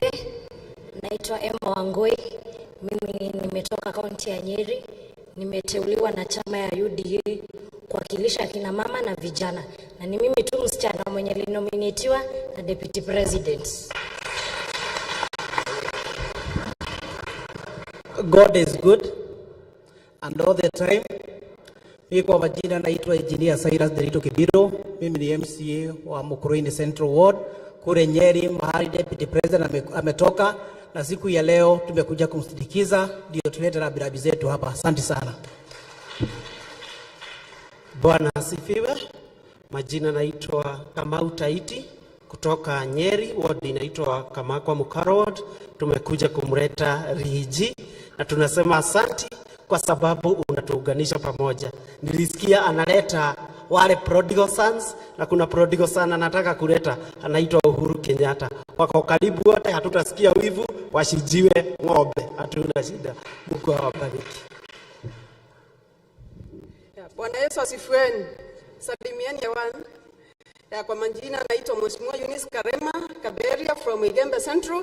Nimekuja kwa ajili ya Mheshimiwa Mporo Abori, anasimama nasi kwa upande wa Egembe na hata Meru County ni kiongozi chupavu. Tusimameni na yeye pamoja. Mheshimiwa Naibu wa Rais, unapoona hiyo mbunge hapa, sisi waheshimiwa wote pamoja, ni kumaanisha tumekushikilia, tumekukalisha kama kiongozi wa mlima. Na sisi Mheshimiwa Rais, ile kazi ulisema tushikane tuone Meru iko na amani, hiyo ndio tunafanya ili tuone Meru iko na amani. Na tunajua kila kitu itakuwa sawa tunapoendelea, ili Meru sababu ni county inatambulika iweze kukaa vyema. Asante sana Mheshimiwa Naibu wa Rais kwa kutembea Meru mara tena. Sasa wakati huu naomba Mheshimiwa Naibu wa Rais niweze kukaribisha Mheshimiwa Ndani Kili kulingana na vile nimeelezwa protocol ili aweze kutambulisha wengine. Mheshimiwa, karibu sana. Asanteni sana.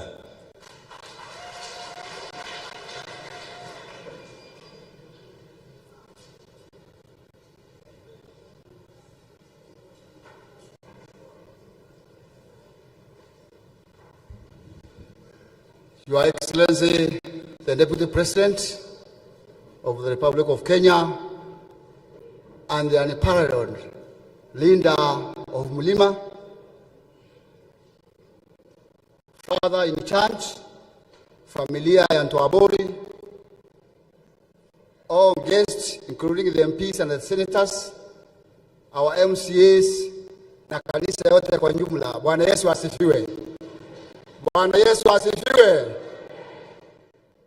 Leo tuko hapa kusherehekea. We are celebrating a life well lived.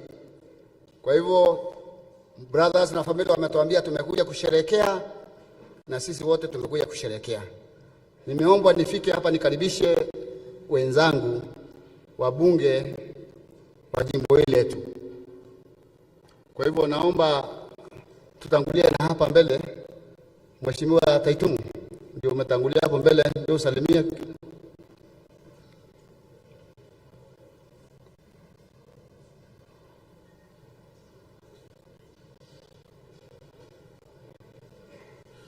Okay.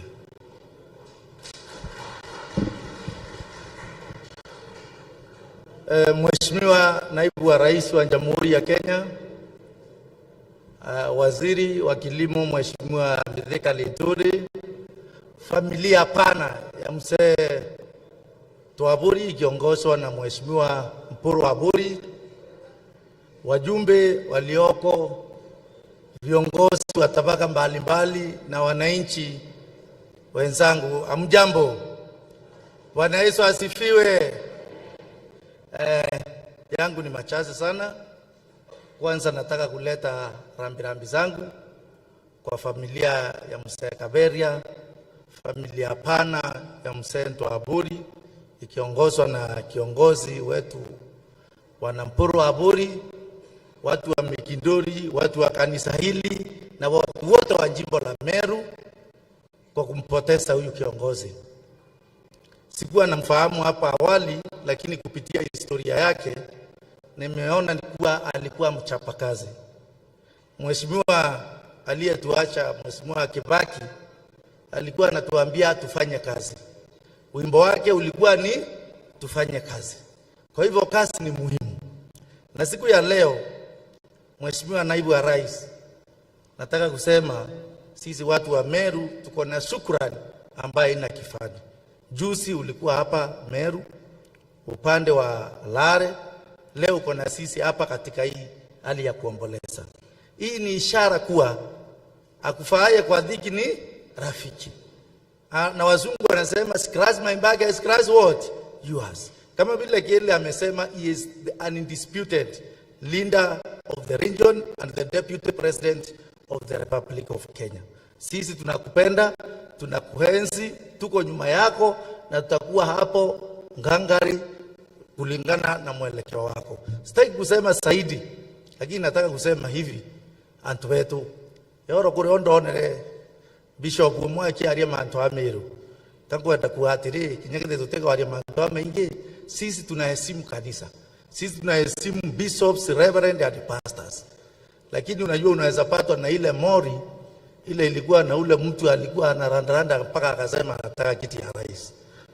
Udene kwa pastor mwe na kwenda to amburu mwiru nondo nuko ya kanisa ikari, lakini angoenda kuatiri twebwa heshima na tutweni heshima yetu na tukaita na rangi nondo tukona ndipi wetu mtu wa kanisa tesa sawa inorari tarudi onde mantu ya ikinyao tuashwe tukwelewa ora tuweta da ato mwira githe anene barabure batena mururure inokuma uo chereri uteko miambisho buo.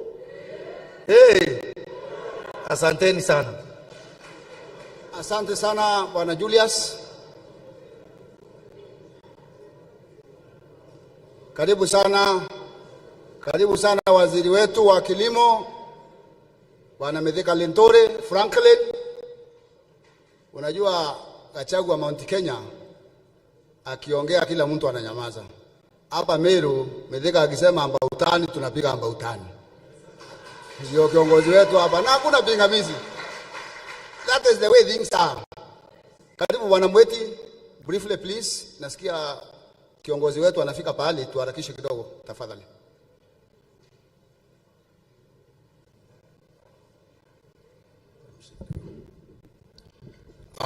Your Excellency the Deputy President, familia ya Kaberia and the Ranja Aburi family, langu ni kutoa rambirambi kwa familia ya Kaberia, na vile vile naleta rambirambi ya watu wa South Menti.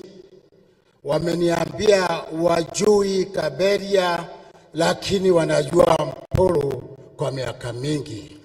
Sisi, Your Excellency, wa Meru waongei maneno mingi, tunakufuata kwa vile unafanya kazi mzuri ya kutongoza kwa economy, na vile vile watu wa South Menti na Meru Atilanji, mambo ya pombe hiyo ni history. Labda wao wanatoka kutoka nje wanapitia huku.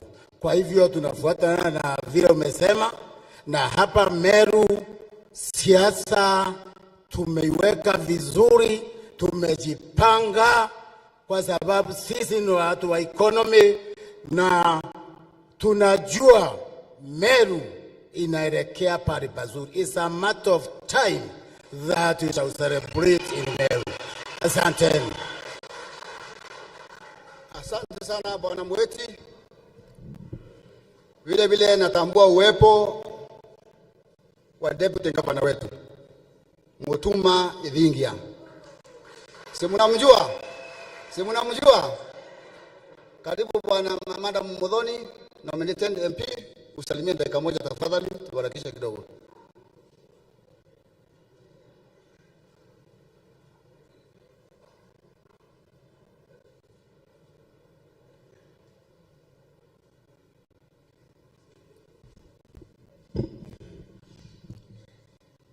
Your Excellency, the Deputy President of the Republic of Kenya, our CS, Mithika Rinchuri, the family of Mheshimiwa Mpuru Abori, and the entire land family of Simon.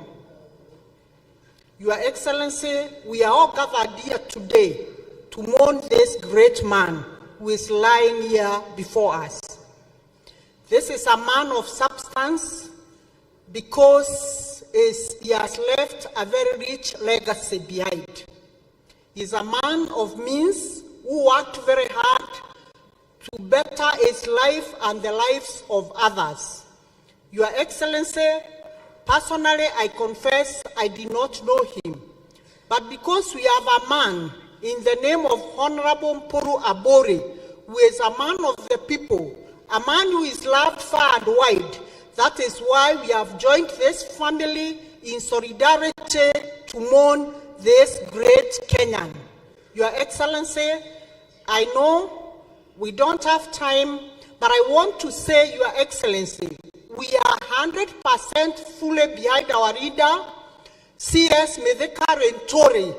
Mithika inchamba yetu, na Mithika atuera tuetao ne utokagitatea. Your Excellency, we also want to say, without any tone of doubt, that you are our bona fide leader of Mount Kenya. And anybody dreaming or imagining that anything else can happen without Mheshimiwa Excellency Rigathi Gachagua, huyo ni ndoto anaota mchana peupe. Kwa hivyo antobeto ibo BWEGA tokare nyamwe mukuona MCS kwendera bare aja ba gutuma message nene muno teu no te mwana itha tukuthura batue kinyore mbarachia nyonto te mwana itha tukugeta atia tukuthura. Thank you so much, Your Excellency. Thank you very much. Niboya sana au angenda eta mutunga noke ya wita kilima na ubangi na kutambua wabunge ambao wametoka nje ya Meru. Mimi yangu atakuwa machache, Your Excellency. Sisi wa Meru ni watu tunapenda amani. Na umeona MCA wote wamekuja hapa in solidarity na kutafuta amani. Na MCA wana kazi kubwa sana ya kuamua Meru itaenda namna gani. Sisi tunaomba MCA wafanye kazi ambayo walichaguliwa kufanya kikatiba. Endeni mfanye kazi yenu. You have all the blessings kutoka kwa watu wao wote na hata kutoka kwangu. Fanyeni kazi yenu ile mmewekwa kikatiba, tung'arishe Meru. Your Excellency, sisi tumeona uongozi wako unapendeza na tunaukubali na tuna utii. Sisi kama wa Meru umetufanyia mengi. Kwanza nashukuru serikali yako sana. Serikali ya Mheshimiwa His Excellency President Ruto na wewe mmefanya kazi kubwa sana. Mmetuchagulia sisi watu wa Igembe, mmetupa nafasi ya ambassador kama mlivyoahidi. Nimetumwa na watu wa Igembe Central niwaambie wameshukuru sana na tunaamini Mheshimiwa Kirengo ambaye ni ambassador wetu huyu hapa,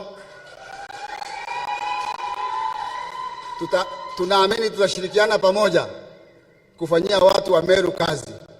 Amechaguliwa kwenda eneo la Miraa kule Somalia. Tutashikana hapa kwa hapa kuhakikisha kweli tumepata matunda ya serikali hii, kwa sababu inatujali na inataka tuendelee mbele. Hapo nachukua nafasi hii nikaribishe mwenyekiti wa agriculture. Kamati ya agriculture kwa bunge, mwenyekiti yake tuko naye hapa, Bwana Mtunga. Unajua tunaheshimiana, kuna uongozi. Mimi ni first timer, nimepewa tu nafasi kidogo nikaribishe wenzangu, kwa sababu mimi pia kwa hii familia niko ndani kidogo, kwa nje kidogo hapa. Kwa hivyo Bwana Mtunga ndio utatambua bunge hapa na senator na wengine. Karibu sana brother, uendelee. Asanteni sana, Mungu awabariki sana.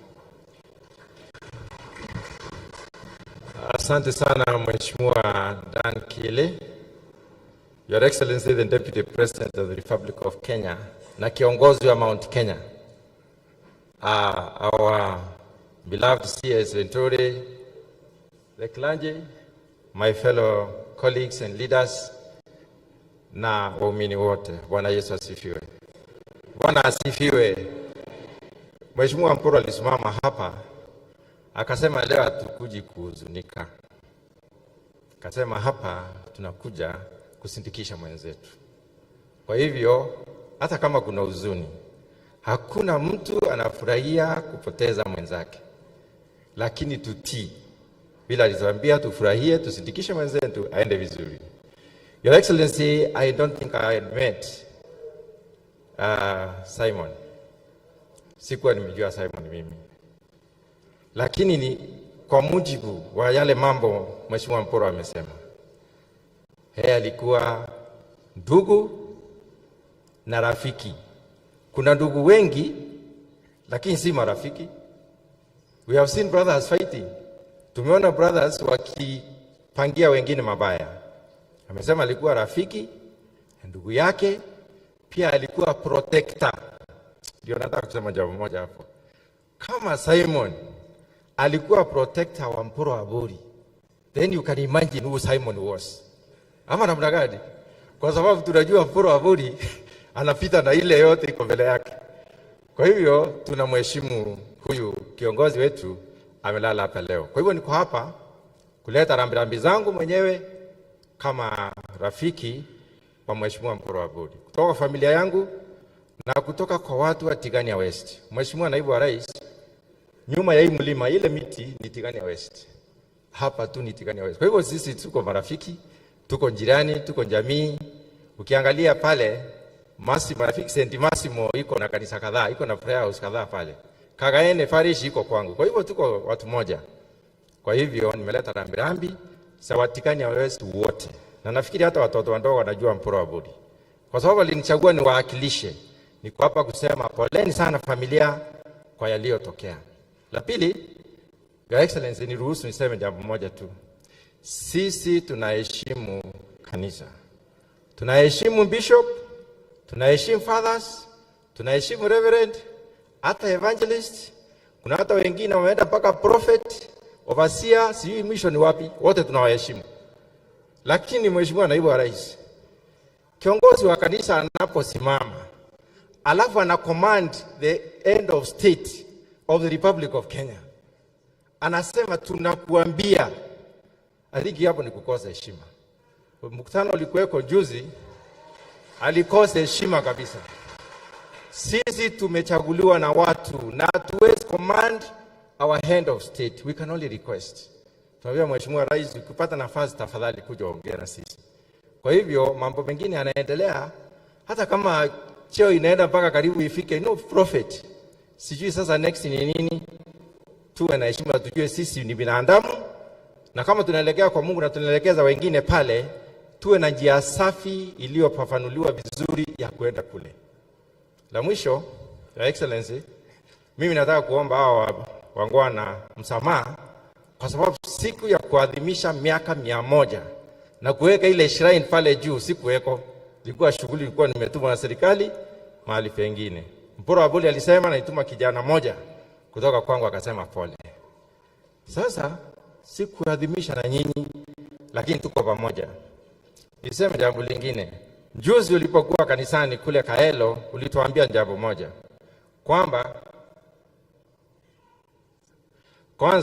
kwamba wale wanaitwa vifaru wanatembea wote, sio kwa sababu wanapendana sana, ni kwa sababu wanataka kuzuia shinda isitokee kwao. Hawa MCA wetu ndio vifaru wetu, wanatembea pamoja kwa sababu hawataki shinda, na tunashukuru Mungu kwa sababu wameweka pamoja, na tunaona mbele ya kutakuwa na shinda wakiwa pamoja. Kama kuna vifaru wengine wamepotea kidogo, tunawaomba washikane na wao wengine, tufanye kazi nzuri. La mwisho, nataka kukaribisha wageni wetu kutoka nje ya Meru. Naona ndugu yangu pale, wale waheshimiwa wako hapa kutoka nje ya Meru, tafadhali wakuje ndivyo tuwajulishe. Wale wako hapa ndivyo tuwajulishe. Alafu nitaita Mheshimiwa Kirema na pia Mheshimiwa Dedikiri.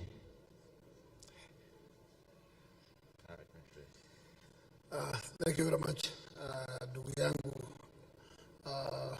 bunge wa Tigani. Yako ni East? West. Thank you. Okay.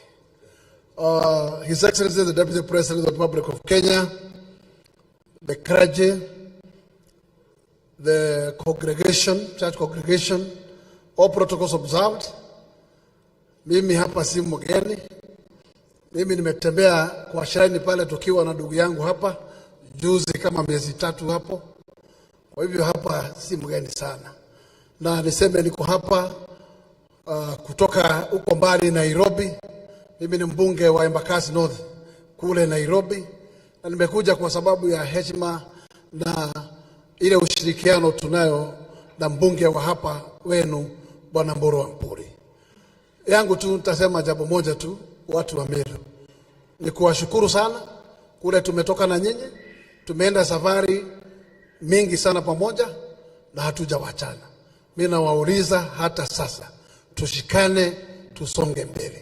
Nawauliza kiongozi ambayo tuko nayo siku ya leo, ambaye si mwingine ni Rigathi Gachagua, tumpatie joto ili naye aweze kukamua na kutuletea maziwa. Kwa hivyo nawaomba viongozi wote wa mlima, hii si wakati wa kupea Gachagua joto yoyote ya kisiasa. Hii ni wakati wa kusimama pamoja, kusimama na yeye. Yeye ndio amekaribia pale mali inaweza kuchunwa na aweze kutuchunia. Na mnaona dunia ya Kenya si mlima peke yake, wale wengine wanachuna kivyao. Kwa hivyo na sisi tusije kulete joto kwetu, tuweze kuunga His Excellency the Deputy President, tumpatie joto, tuweze pia na sisi kupata keki yetu. Na tunakushukuru sana Bwana Deputy President, haukutuangusha, uliweza kunegotiate na tukapata keki. Na ndivyo siku ya leo tunajivunia tuko na waziri wa kilimo hapa na mawaziri wale wengine. Na tunakuomba shikilia hapo hapo, na tuko nyuma yako na hatubanduki. Na tutataka kuashiria kwamba tukienda hatua nyingine tutakuwa pamoja, na nguvu yetu ni umoja wetu. Asante.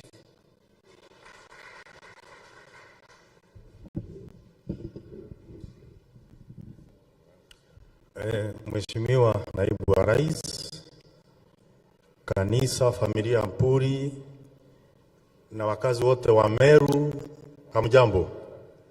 Hamjambo tena. Yangu ni machache. Kwanza nilete rambirambi kwa familia ya Mpuli na niseme ya kwamba mjalie ujasiri wa kukabidhi mawimbi na vishindo vya huzuni na nafasi ambayo imeachwa na mzee Kaberia. Mungu atajaza hiyo nafasi. Jambo la pili, mimi nitasema tu katika kitabu ya Kutoka 17 kuanzia mstari wa 11. Tunasoma vile Musa wakiwa na Joshua walikuja, maadui walikuwa Amaleki. Na kwa sababu Musa alikuwa mzee, wakati wote alikuwa anainua mikono yake juu, Waisraeli walikuwa wanashinda. Na akishukisha mikono kwa sababu ya kuchoka, Amaleki walikuwa wanashinda. Wakati Haruni na Huri walipoona venye Musa anateseka, wakamshikilia mkono usiku mzima mpaka wakashinda. Siku ya leo tunajua tuko na Musa hapa ambaye ni mheshimiwa Rigathi Gachagua. Sisi watu wa mlima lazima tumshikilie mkono na yeye aweze kushikilia rais ili tuweze kushinda kama watu wa mlima. Mheshimiwa Rais, Uswahilini wavuvi wapweza kukutana mwambani. Na sisi wakazi wa mlima Kenya mahali tunakutana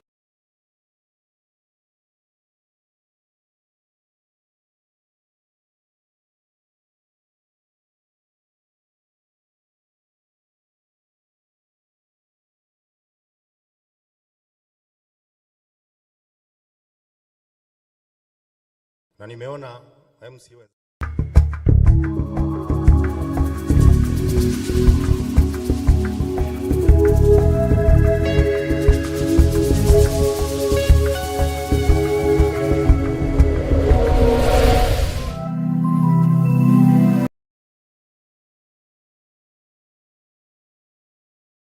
Asante sana Mheshimiwa Murango kutoka upande wa Kirinyaga.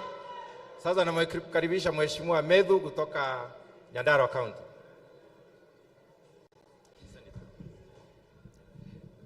Asante sana Mheshimiwa Aburi, Mheshimiwa Naibu wa Rais, Your Excellency, familia ya mzee pamoja na kanisa na watu wa hapa Meru. Bwana Yesu asifiwe. Majina yangu mimi ni Senator Medhu kutoka kaunti ya Nyandarua, Senator mchanga zaidi hapa Kenya. Nataka nifikishe rambirambi zangu kwa familia ya mzee. Mambo ambayo yamesemwa tumepata kujua. Ni mzee ambaye ameishi maisha mazuri sana. Your Excellency, kwa sababu pia tunataka kuokoa muda, mimi nataka pia niseme jambo moja tu kama vile viongozi wenzangu wamesema. Leo tumeamkia kusoma kwa magazeti, watu wengi wamekasirika kwa sababu umeongea maneno ya sisi kushikana. Kwa sababu umesema watu ya mlima ni lazima tushikane na tukae pamoja. Hasa wajamaa wengine wamekasirika sana. Nataka nikuombe Mheshimiwa Naibu wa Rais. Wakati Mheshimiwa Rais anashikanisha Kenya nzima, itakuwa kazi ngumu kama atashikanisha Kenya nzima tena akuje kutushikanisha sisi. Wewe ndiye kiongozi wetu, wewe ndiye rais wa hapa mlimani. Shikanisha sisi na hapana ogopa. Na hiyo biashara ya kushikanisha, watu wa gazeti waandike, watu wa redio waandike, usiwache. Usiwache na usiwache na usiwache na usiwache na usiwache na usiwache na usiwache na usiwache na usiwache na usiwache na usiwache usiwache na usiwache ukanyangia hapo hapo na uendelee hapo hapo, kwa sababu wewe ndiye kiongozi wetu kutoka Nyandarua, kutoka hapa mahali pote. Wewe ndiye kiongozi wetu, usipotushikanisha tutatengana. Jambo la pili na la mwisho, Mheshimiwa Naibu wa Rais,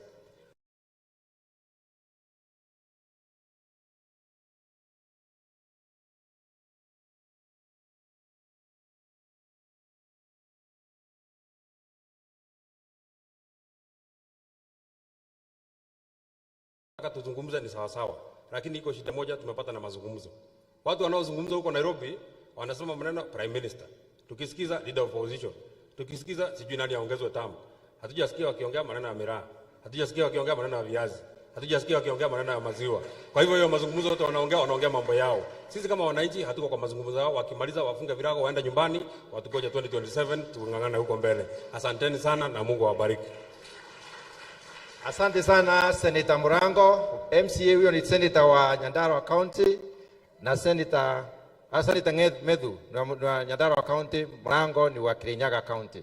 Na umesikia vile Senator wa Kirinyaga ameongea, hiyo ndio lugha na tuko pamoja. Sasa nataka kumwakaribisha Mheshimiwa Kirima ndivyo aweze kusema yake, alafu akaribisha Lindikiri, maneno iendelee namna hiyo. Ningetaka pia kusema Your Excellency, magazeti waandike, wasiandike, usitishwe na mtu. Mlichaguliwa na wananchi tarehe 9 asubuhi. Ukawa president akaweko na deputy president akaweko. Na kama wewe ni mtu wa kusema ukweli, kama uliona hii mazungumzo haina, sasa usisi uko na nafasi. Si sheria na katiba yetu na kulinda, usitishwe na mtu yeyote. Thank you very much. Nanya unde chakaya. Kristo Bwana Yesu asifiwe. Tulidhani uweche mwadhani.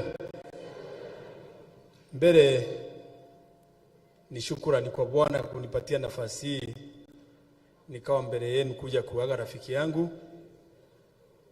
Niseme asante sana kwa Deputy President kwa kuwa na sisi mchana wa leo. Najua hii occasion ya leo tulikuwa tuifanye jana, lakini leo ili tuwe sisi vile tulivyo leo kama watu wa mlima wote.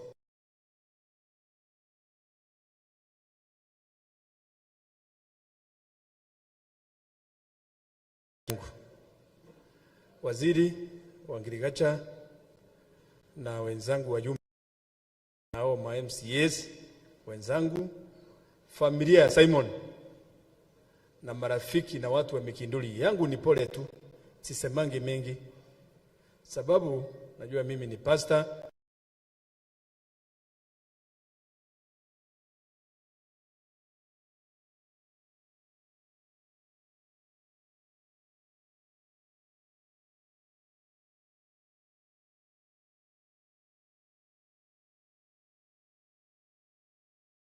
Najua pia wamefungukiwa.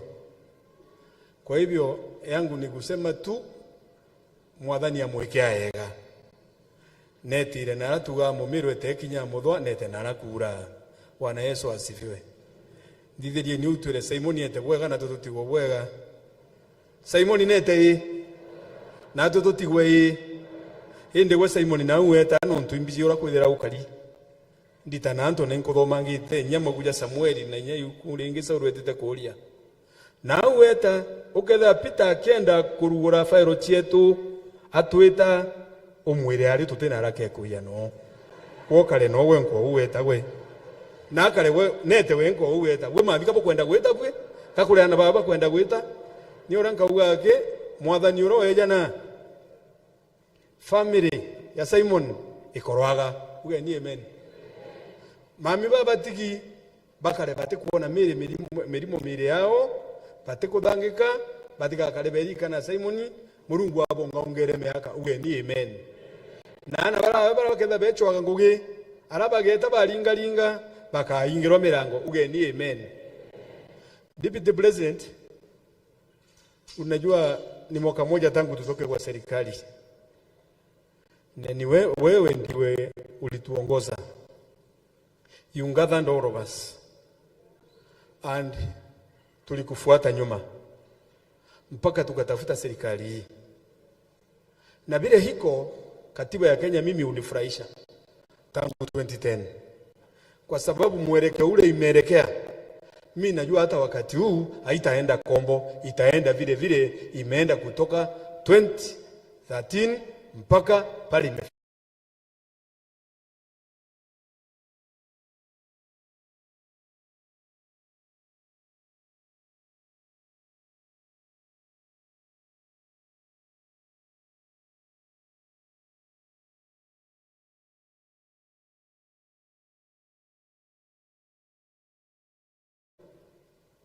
na arega tuikeria no tukathithia atia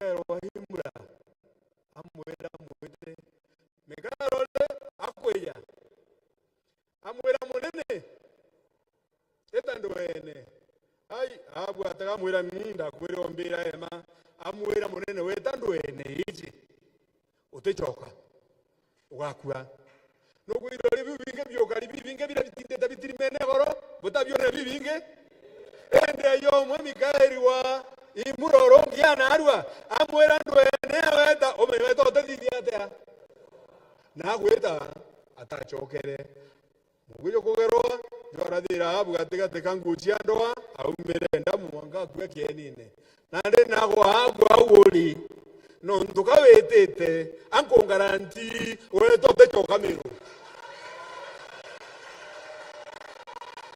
ngowe abu kuthirira ariko Bwana Yesu asifiwe. Ndiuga bukade na mwathani turombere family yantu aburi tuge kirundu giki kiregire kiajo kia Simon muchore okwato twere nde wakiri aja kianja mikidori yantu rakwija itujene keuga gekuo muraiko wo gekuo jento aburi akeya kaererwa tokare kale na amani turombera family kale. Bwana Yesu asifiwe. Tiwe na Yesu na mwathani abothalime.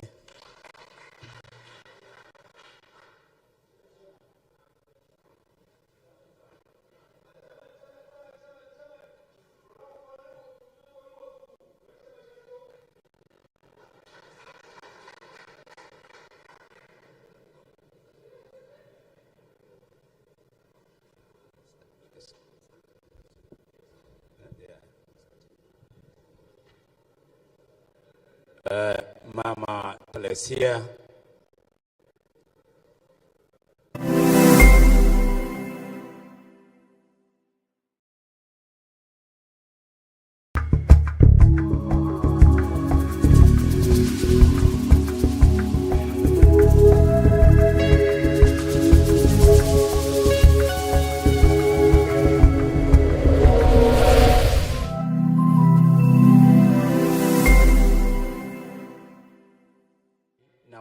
ambao wanafurahi. Mama Teresia na Mama Grace, uchungu wa kifo ni ule amaifiwa. Nyinyi wawili na watoto wenu, hata tukifanya nini, tujaribu kuweka sura, nyinyi ndio mnasikia mbo ndani kwa sababu ya ndugu wetu kuondoka. Niwaambie ililo pengo ambalo limebakishwa, Mungu mweke hapo ndani.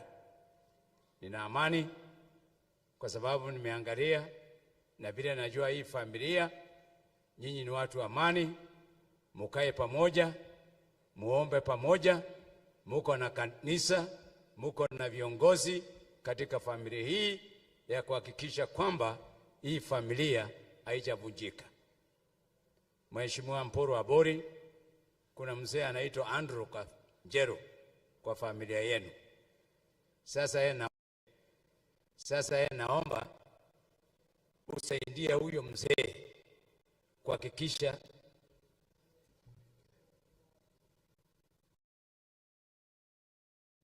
usaidie mzee Njero kuhakikisha kwamba hii familia imesimama imara. Wakristo wenzetu, ndugu zetu ambao wametoka kule nje, nichukue nafasi hii kama kiongozi wa wabunge wa Meru kuwakaribisha officially katika jimbo letu. Vile vile, Your Excellency, kama tumekaribishwa kwa amani, tuwashe hapa kwa amani. Mimi ni mjane, mimi ni orphan. Babangu alienda na mamangu alienda, na yote Mheshimiwa Rigathi Gachagua alikuwa hapo, amesimama na mimi. Kwa hivyo tumefika hapa kusimama nanyi na muone kwamba mtu safi, mtu wa kusema ukweli ako pamoja nasi. Excellency, tuko katika safari ya maendeleo katika mlima, na sio mlima peke yake. Tuko safari ya kuhakikisha maendeleo na amani imendumu katika nchi letu. Na mimi nakushukuru kwa sababu umesimama pale mbele ukikinga rais wetu, ukisimama na rais wetu kwa mazuri na mabaya, uko hapo ukisimama na rais wetu. Na sijawahi ona hata siku moja rais wetu akikufanya mtu ambaye amsaidii. Deputy, hii jina deputy hii inaonekana iko shida Kenya hii, kwa sababu deputy governor ako na shida, deputy president wengine wanataka kumwekelea mashida, lakini sisi tutaomba ndio tuendelee vizuri. Na kuambia ndugu yetu naibu wa rais, hii safari tulianza na ukatuambia hii serikali ni yetu, waseme wasiseme, watelemuke wapande, walale waamuke, hii serikali ni yetu na tuko na shares more than 40%. Kwa hivyo hiyo shares sio kidogo. Wale wanasikia wivu wajinyonge. Pole, niko kwa kanisa.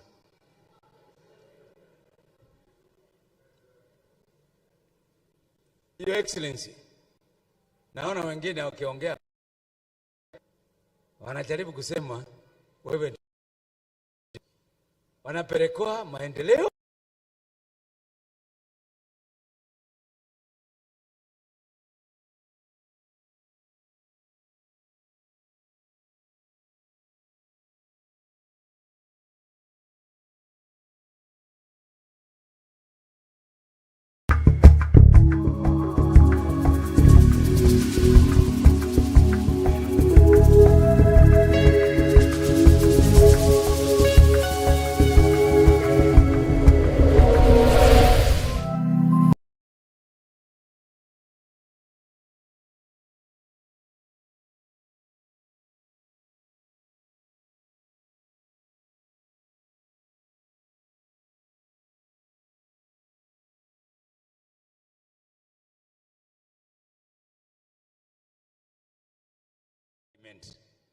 tembea Tigani West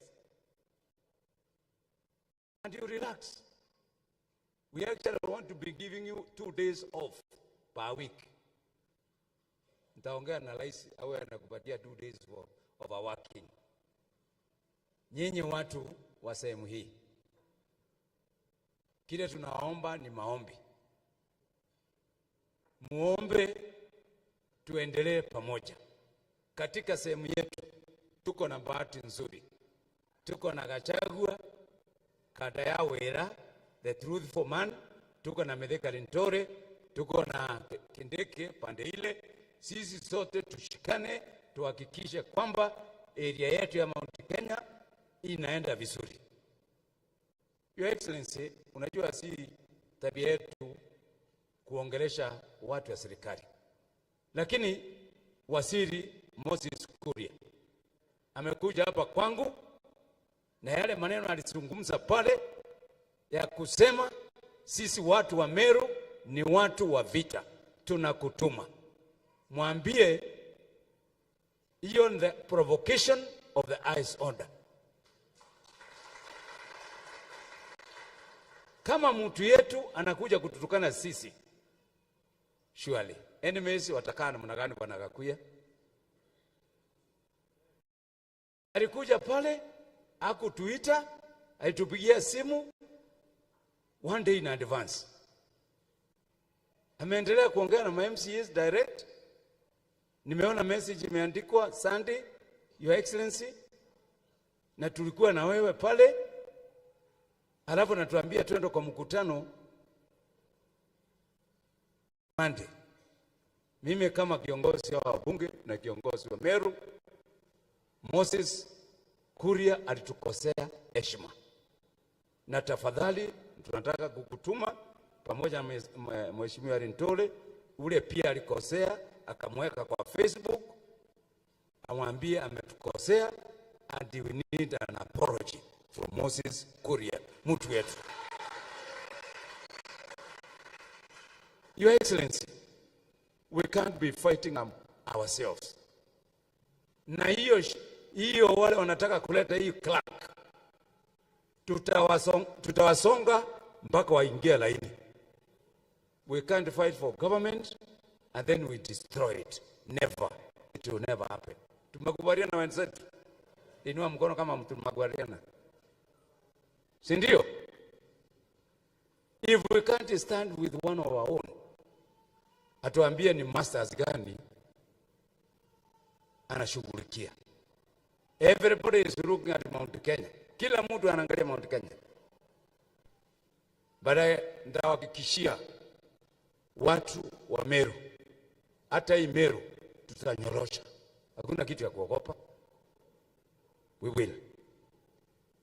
Your Excellency, hapa nimeona wachungaji wa kanisa ya Full Gospel.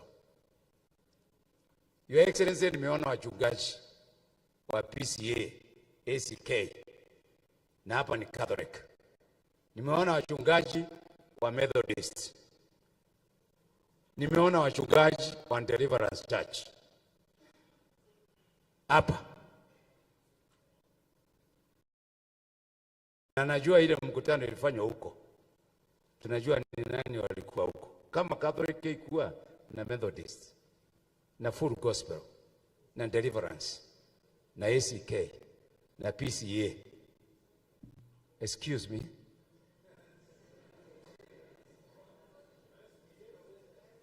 Lazima tuulize. And Bishop Kewara is a very good friend of mine. Mimi nimemwandikia usiku nikamwambia the Bible says you shall know the truth and the truth shall set you free. Hatutakubali watu watumiwe, walienda pale wakapata kitu kidogo, wakaongea vile inaendelea. Hakuna mtu kwa heshima, mtu ambaye ni mtu wa dini, kutipo heshimu president na deputy president mpaka anasema president come. Excuse me, I have never heard that, Your Excellency. I will give you that clip. It's so demeaning. It's so demeaning. And anyone involved with that arrangement, tutamwashia Mungu. You cannot command the president of this country. You cannot. Na sisi wa Meru hatutaki hiyo maneno. Hii shetani imeingia ya kusema watu ni wa vita, ati sasa the next minute ni kwenda kucommand presidency. Hapana. Your Excellency, tuko na uchungu. Lakini unajua sisi daktari yako utatuita ndio tuzungumze maneno kama haya. Sasa nasikia wameita watu wa bodaboda waendelee kazi, but I can tell you the pride comes before a fall.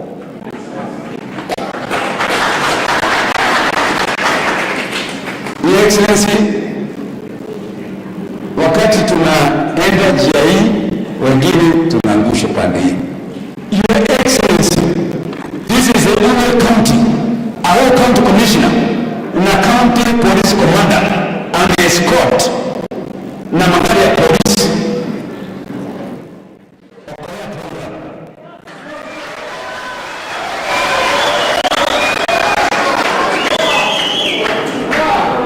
Bongo inaendelea kukunyua, hakuna watu wanashika watu.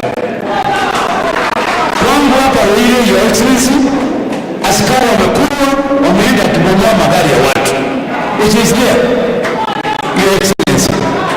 Pictures are over. Police are drunk. Vehicles parked in the police station. Unabomolewa. Unatobolewa miguu. Na police officers. This is a county. Na kiongozi akisema ukweli anaitwa Katele.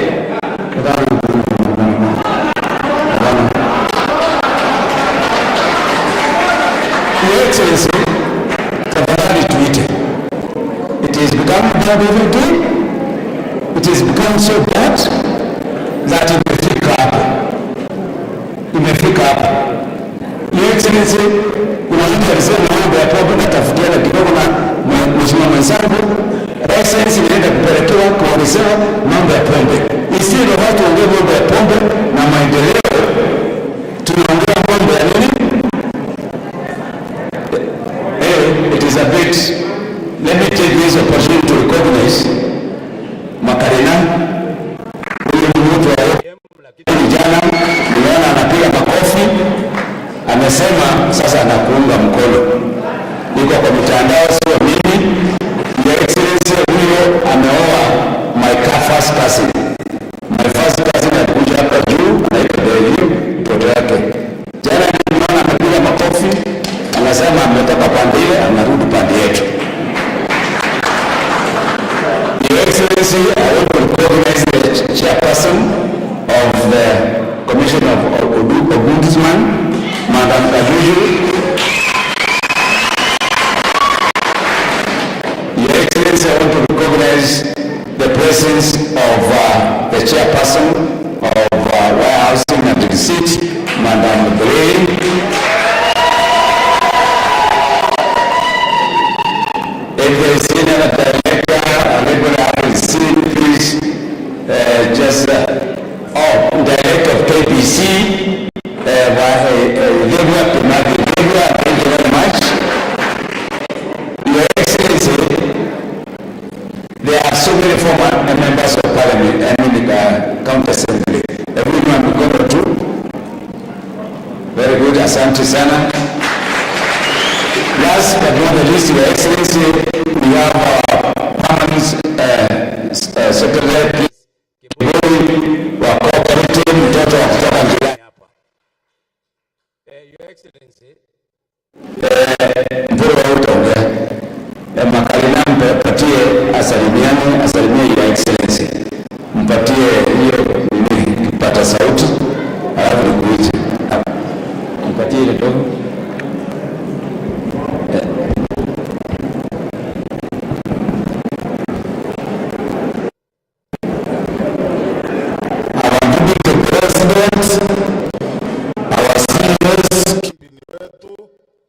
Mheshimiwa wetu Mporo wa Bori, wakilishi tumsifu Yesu Kristo. Siku ya leo tumefurahi sana kwa sababu tuko na mtoto wetu ambaye nimeweka karibu, mwenye ambaye alifanya mimi nitoroke hii serikali. Kwa sababu tuko karibu kurudi kwako, kwa sababu ukizaa tupea nguvu kupitia kwa mweka mtore tu anasikia mtoto mnyonge kama huyu. Nikifanya nini? Mimi nitoroka kwa sababu ya kupiga serikali wakati iko na makosa, serikali ikifanya vizuri.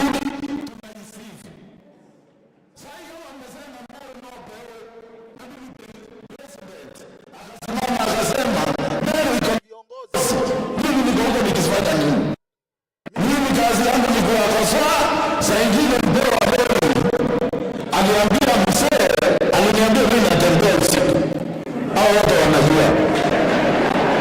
Anasema huyu mtu si mlemavu anatembea usiku. Kila mtu anafanya. Alikuja na shika mguu. Sasa nikaenda kwa huyu mzee. Hiyo kazi yake tu ndio alikuwa anataka kupeana. Huyu mzee akaita Mporo wa Meru. Akamwambia huyu ni dada yako. Wacha kumwambia atembee usiku.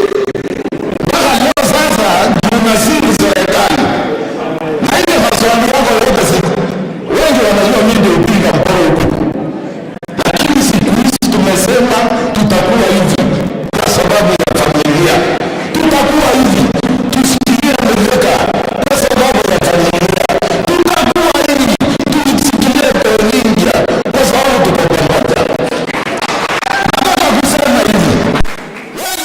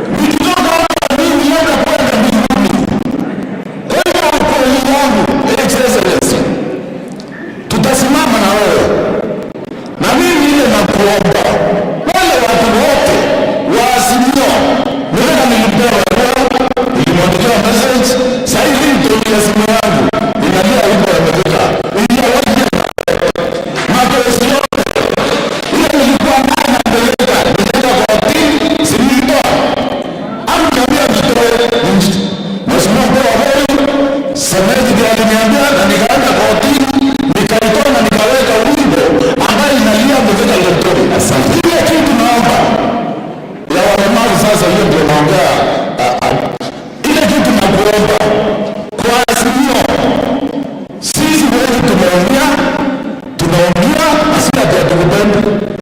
Ni wewe utatuita kama vile Kibaja aliita watu. Nataka Mungu atuite, akuite watu wa Azimio. Tukuambie kwa nini Mount Kenya hatuko pamoja. Wewe unafaa ukiongea, unafaa kama zimekuzingira. Ukiongea kila mtu anasimama kama Kibaja. Asanteni, Mungu awabariki. Na mimi na Mboro tuko pamoja, lakini mama asante sana.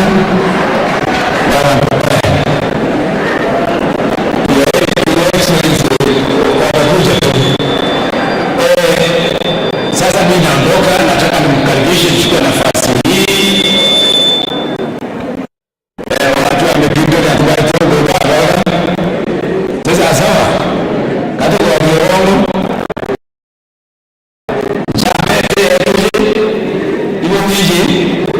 Tena kwa nini kwa mlinzi kwa baangalia kabisa. Tuko na project kutoka kwa Senator Kaduri Muronge. Tuko na project kutoka Madam Elizabeth Keremia, na tuko na projects kutoka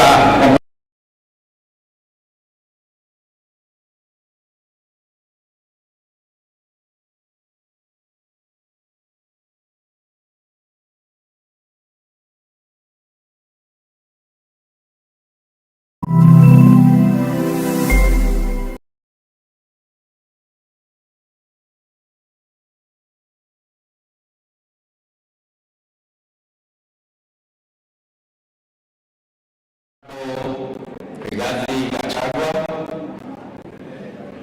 kiongozi wetu pia wa hapa Mlimani, our elder brother Mheshimiwa Linturi, Cabinet Secretary, Minister of Agriculture, wabunge wote wakiongozwa na chair wetu Ridikiri, mbunge wetu wa Tigania East Mheshimiwa Poro Abori, the County Assembly of Meru, viongozi najua mko, viongozi ambao wametutembelea, senators and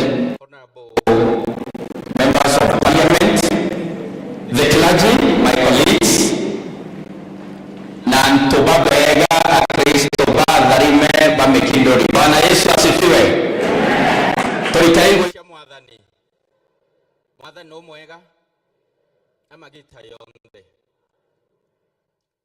Your Excellency, naitwa Reverend Isaac Mutuma Twethinge, Deputy Governor wa Meru County. Yangu ni machache, matatu peke yake. Kwanza nichukue nafasi hii kukukaribisha hapa Meru.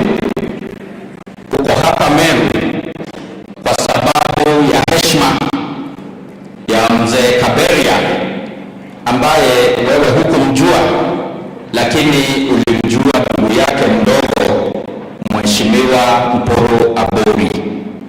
Inaonyesha ya kwamba wewe unaheshimu mzee Mporo Abori, na pia unaheshimu watu wa Tigania East, na pia unaheshimu viongozi wa Meru. Tupigie His Excellency the Deputy President makofi mazuri. 1, 2, 3, twende. Jua, tunakupenda baba yetu. Asante. Funga. La pili, Your Excellency, watu wanashangaa Meru umetembea mara nyingi. Kama viongozi wa Meru, na mimi nikiwa Deputy Governor wa Meru, and on behalf of the Meru community, I know I'm not usurping the power of the Meru Kingpin.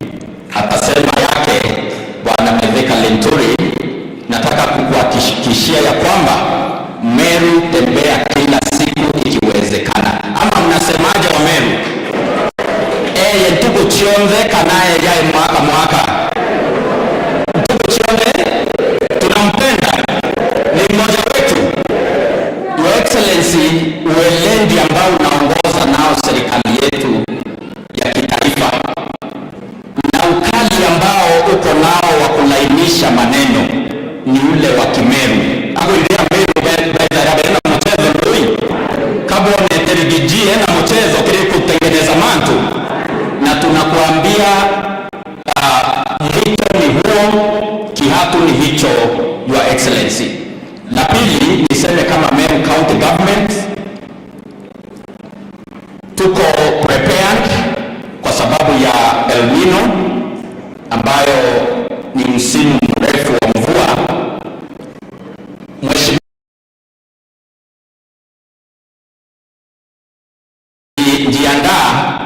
kutumia maji. Mheshimiwa, jiandaa kutumia maji ambayo inakuja ndio tuitumie wakati wa kiangazi. La tatu, Your Excellency, namalizia ni kwamba I've served in the Department of Health kwa Meru County Government for 3 months only, Your Excellency. Na kuna hospitali hapa nyuma inaitwa Mekidori Level 4 Hospital. Hii hospitali, Your Excellency, haina main ward, haina administration block na haina maternity wing. Your Excellency, kama Deputy Governor wa Meru, I know health is a devolved function, na kuomba kwa sababu kuna uwezo tuinulie Mekidori Level 4 Hospital. Level 5 kwa sababu Nyambene General Hospital ulituinulia, Your Excellency. Meru General Hospital ulituinulia inaenda kwa parastatal ama level 6, na kwa hivyo tunaomba pia Mekidori kama vile ulipea Nyambene General Hospital 500 million, Meru General Hospital 500 million, Mekidori pia ukitupa at least 200 million iinuliwe kiwango ya huduma ya afya, tutashukuru sana, Your Excellency. Ya tatu na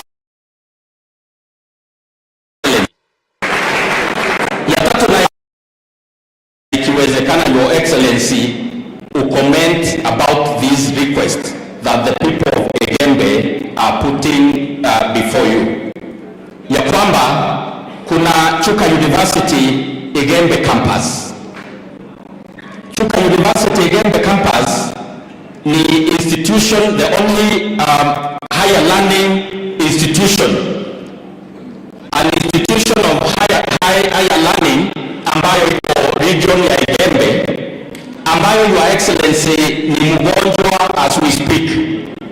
Kama vile the army commander, the centurion, in the book of Matthew 8:8 aliambia Yesu, tunaomba useme word moja na yule mgonjwa ako pande ya Egembe amuke apate afya aweze kuendelea na miguu yake. Because you have the ultimate power to command this through the Minister of Education ya Mheshimiwa Machogu, ambayo tumetembea na Mheshimiwa Kelly wa Egembe Central, tumetembea na TJ Egembe North, tumetembea na John Paul wa Egembe South, tukaomba tukiwa tumembukiwa appointment na Mheshimiwa Linturi, hiyo wakati hakuwekwa, alikuwa nje, akatutuma.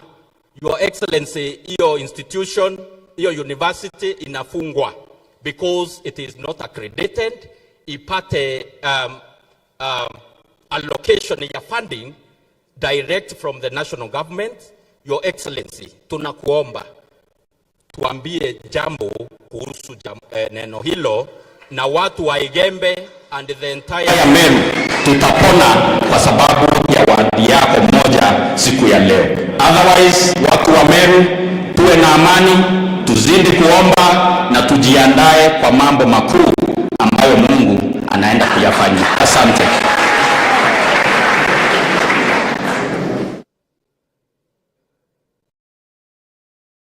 Sasa namwalika Mheshimiwa Meru wa Bunge.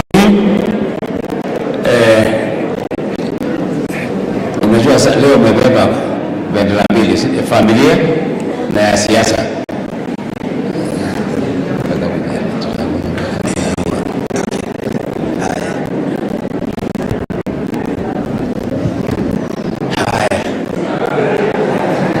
Sema ndio. Yangu ni kidogo sana siku ya leo.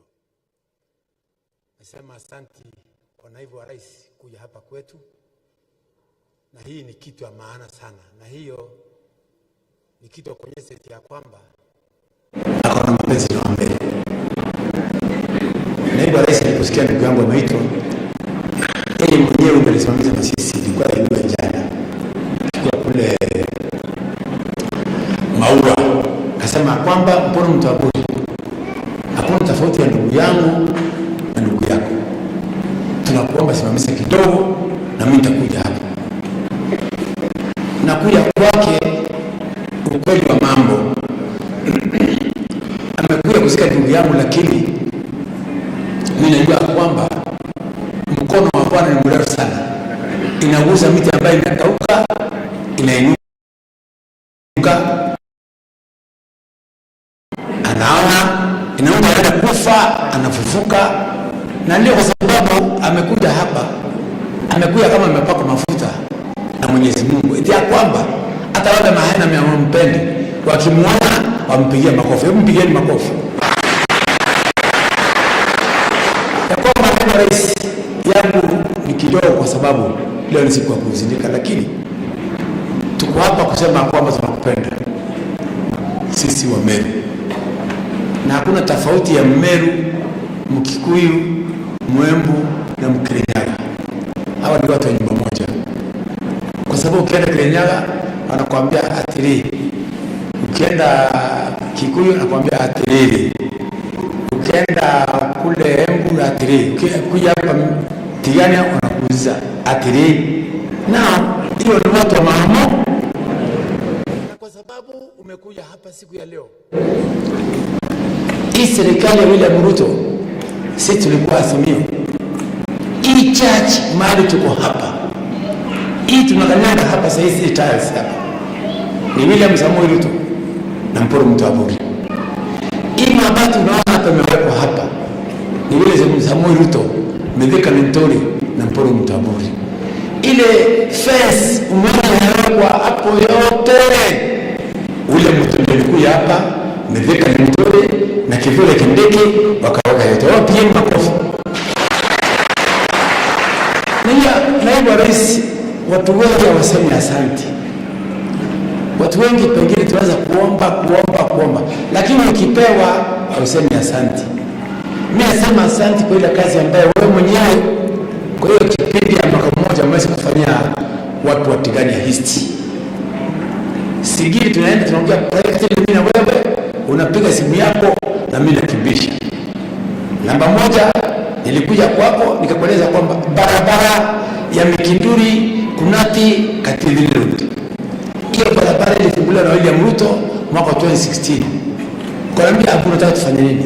Nikakueleza kwamba yule contractor yuko katika ile barabara ya kwamba ako na miaka 8 na njana mita moja. Kwa hiyo tufanyaje? Mimi kama naweza kulipa contractor mwingine ingekuwa muhimu. Yeye mwenyewe aliinua simu yake akampigia simu wa kera wanakandie, akamwambia hiyo barabara na inaitwa Kunati Mikinduri Katuvuni, alisema Katuvini, inizidi kuita Kativini, alita Katuvini. Nikamwambia ni Kativini sio Katuvini, ni Kativini. Akasema mara moja huyo contractor awe revoked na mwingine aweko fresh iendelee. Sasa amefukuzwa, inaenda kwa contract next month, ndio tuwe na contractor mzima wa kuweka barabara. Na bado watu inaisha, wasaizi kutembelea hiyo barabara ni kama lami kule chini, wala watu wametoka Kunati, ya kwamba juzi yeye mwenyewe amenisupport pale kwa kera. Nikapata pesa, nimeweka contractor hapo kwa site saizi, anawatengeneza wapi ya Remino, ndio watu waweze kupita. Kwa hivyo wananchi wa Meru msanga, eti ya kwamba kama mtu anakupenda lazima umpende. Mimi yangu sina vita yoyote. Juzi nimekueleza mambo ya stadium ya Mikinduri. Na wewe mwenyewe uliweza kuongea na yule PS wa sports bana Tumu. Alituma group. Kwanza yule CS alienda kwa Mithika Ntori, yule alikuwa sport, alikuwa kwa Mweke. Tulikuwa na Mweke kula Machakos na bwana na deputy wetu. Akamweleza kwamba nataka hiyo stadium mwana mwipime, mnieleze ni pesa ngapi. So juzi watu wametoka Nairobi, wamekuja wamesema uwanja yote ya Mikinduri, na saizi wana process bila itatengezwa na bwana Rigiti. Mpigeni makofi.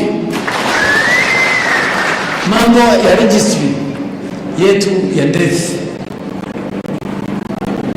na birth certificate, mimi nilienda kwake tukaongea na yeye, akaniambia buriani mambo kidogo.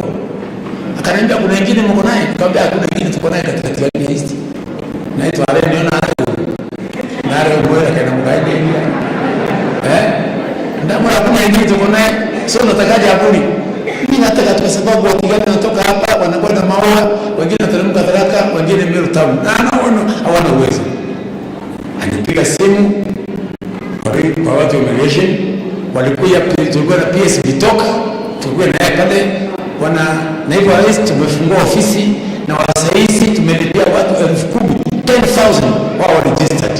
Na sasa tunabebana group inaenda kwa masule primary schools wanakuwa registered kule. Kwa hivyo tunashukuru ya kwamba wewe unapenda Mikinduri.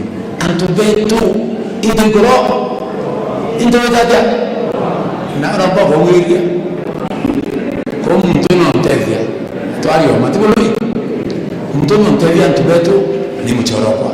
Huyu ni rafiki yangu. Nataka kusema rafiki yangu kwa nini? Mwaka 2002 yeye ndio mtu wa kwanza kuniclear kunipatia document ya KANU ndio nisimame. Huyu lazima muelewe huyu mtu. Mwaka 2002 yeye ndio mtu wa kwanza kuarrange Uhuru Kenyatta, Njenga Karume, Njoo Nyaga na grupu ya wajumbe wakaya St. Massimo, tukaanza church nyingine kubwa kwa St. Massimo kupitia Gachagua. Kwa nini Gachagua rafiki yangu? Huyu ni mtu wakati nazima hapa Tigania East mwaka 2017 ni mtu wa kwanza kunipropose pale East African Community. Na akiwa mapema akanipigia simu, akaniambia polisi usituke, mimi nakuja kupigia wewe kura.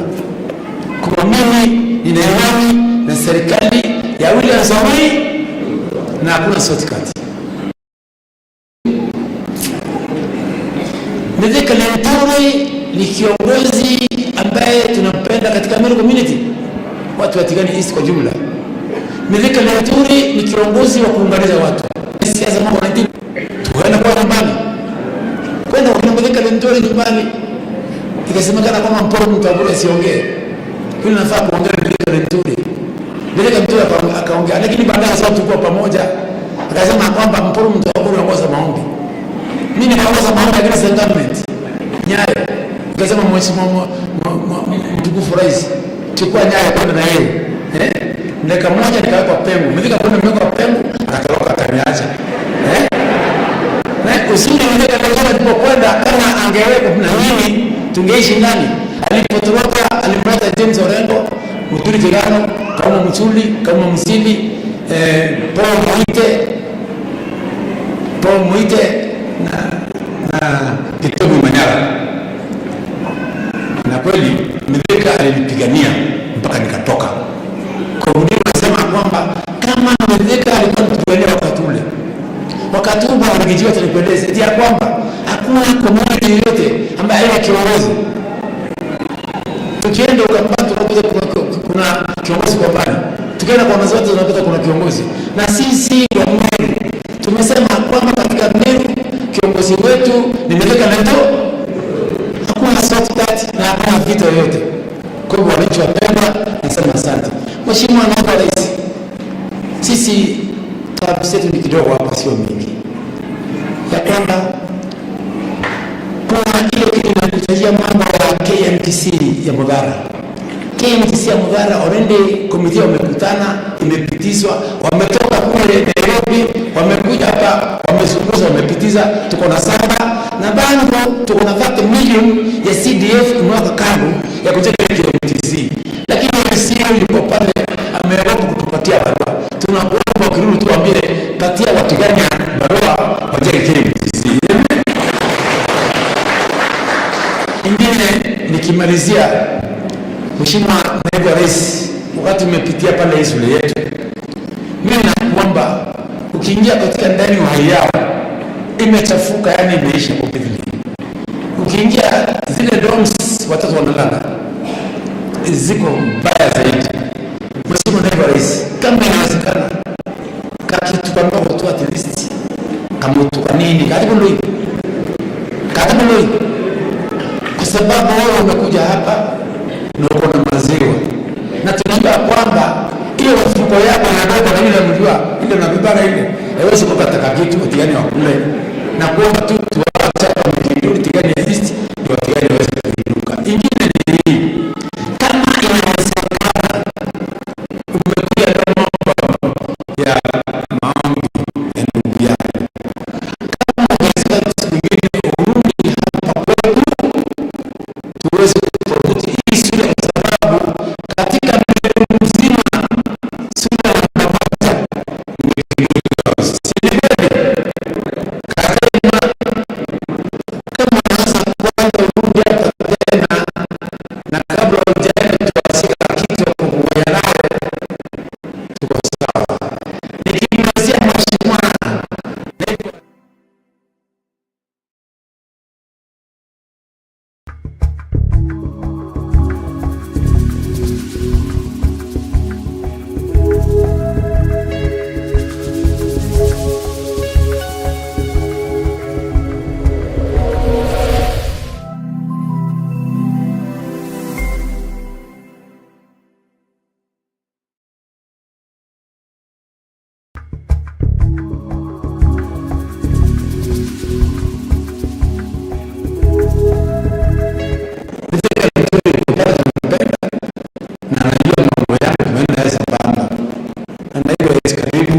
Tigani hisi nakupenda na nimeleta pole zenu za Kithure Kindiki kwa safari mambo ya serikali. Naibu rais anajua, nikueleza kwamba Kithure Kindiki ametoka hapa chini kwa Mkovima, na Mkovima ndio naona pale iko ndo Paris ya hii church, hata yeye akisaidia kujenga hii na Sirani. Kwa hivyo mimi nasema kwamba Mwenyezi Mungu aendelee kuwalinda na kuonekania na mwadhara dharime na hapo karie na hapo mrigire na kenda kwa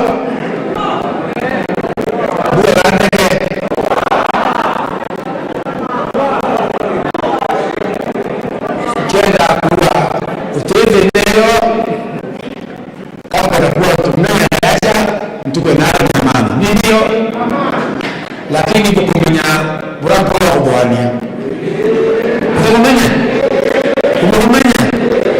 na wala kubwania na wala ule ibu wakarika tuwa ntubeto BWEGA MCS mkae na amani na huyu mtu tunaenda mnampenda na kenda kuwa andi wake mwani napo varime mwadhani na mwingine na kabila kana. Thank you so much. Asante Mheshimiwa Mporo. Nishukue nafasi hii nimwalike PS Kiburi alafu atuakie CS wetu.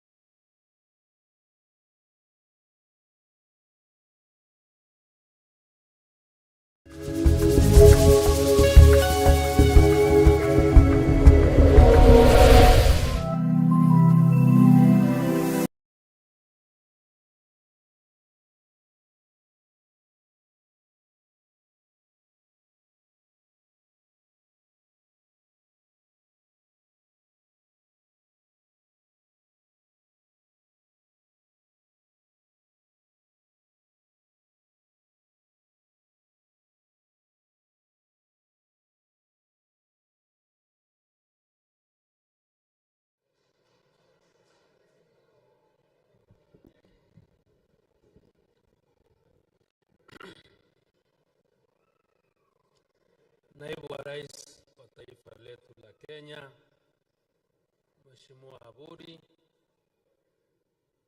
kasisi wetu tulio nao hapa, familia ya Simon na waombolezaji wote waliofika hapa. Bwana asifiwe. Bwana asifiwe tena. Leo ni siku ya huzuni sababu tunakuja kulia pamoja na Mheshimiwa Aburi na familia ya Simon kwa kuachwa na mzee ambaye amelala hapa, na sio ile siku tunaweza kuwa na raha mingi, sababu kwa wale wanaelewa vyema. Wengine watasema mzee Simon ameishi ile miaka Biblia imesemea na amepata bonus. Kwa hivyo lazima tuambie Mungu asante. Kwa wale wengine wamekuwa karibu naye sana, ambaye ni wake wake, watoto wake, ni uchungu sana kuachwa na mpenzi wako, na kwa hivyo hakuna siku mtoto angetaka kuachwa na mzazi wake. Kwa hivyo is a mixed kind of a feeling in the place that we are today here, and I want to really associate myself with the family and bring my personal condolences to this family. You have been a very close brother to me. You just given our history. Pale tumetoka, na pia kwa watu hapa Tigania East ni confirm ile Mpuru amesema, hata kulikuwa na ndio hapa alikuwa anaitwa Gasisio, ndiye alikuwa anatuweka ndani. Yule OCS alitufungia pale kwa market. Sisi tumetoka safari kubwa na mheshimiwa Haburi. Naibu Rais, wote nikwambia asante sana ndugu kwa kuja kulia na sisi, kwa kusimama imara na familia ya Haburi. And allow me to speak about unity because I really do not have the luxury of time. Mambo ya umoja ndio ningetaka kuongea nayo. Na niseme nikiri ya kwamba nikiwa hapa, today I'm a very happy man to be here and to be one among the Meru leaders that can say clearly I celebrate the unity that I find among the Meru leaders. Hatunjawahi kuona uhusiano mwema katika viongozi wa Meru, kwa sababu kumekuwa na siasa na viongozi huchaguliwa kwa misimu ya miaka 5. But since I was elected to parliament, and I can tell you one time, we were in bunge, and we were members of different parties.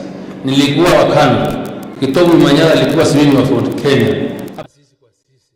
Kiraito alikuwa chama ingine. Yule mwingine wale walikuwako, there is nobody ambaye ako kwa uongozi sahihi. Lakini hakuna siku tulikuwa tunaita pinji ama mkutano wa viongozi wa Meru, tukae chini, tuongee, tusikizane kupeleka Meru mbele. When I see our leaders today sitting together with the elected members of the county assemblies and other leaders, I must thank God for coming amidst us and bringing that heart ya kuona ya kwamba lazima tukae na tuongee ili tuweze kuleta watu wetu pamoja. Your Excellency, umoja ni kitu ya maana sana. And I want to say we all appreciate the decision and the trajectory that the President has taken in driving this country forward. That bringing Kenya together, speaking about national cohesion, and making sure that this government delivers to everyone, regardless of where that particular person voted. Because it's the duty of government to give services. And for the first time, Your Excellency, wacha nikubaliane na Makarena. Makarena amesema kitu ya maana ni mzuri nikubali na yeye. Na wewe ukiwa kiongozi wetu wa hii mlima Kenya, sababu wengine wanakutana wanaongea mambo ya kutengeneza na kwenda mbele kwa nchi zao ama majimbo yao. Makarena amesema ya kwamba ni ni muhimu ukae na watu hata wao wa Azimio. Ndio Magarena anasema ni mzuri, mimi nakubaliana na wewe naibu wa rais, ongoza hata watu wa Azimio tuwalete pamoja, tuongee na wao pamoja. Hii Mlima Kenya, ile kura tulipia naibu wa rais wetu 87%, sababu 13% ilipotea sababu ya Magarena na Mpuru na wale wengine. Tulete hii 13 tuunganishe iwe 100 wakati tunaenda miaka ile ingine. So nyumba ya baba ni kubwa, haiwezi kosa chakula ya kila mtu, and unless you are greedy, that is why when you find that the country or the leadership that exists will have nothing for you.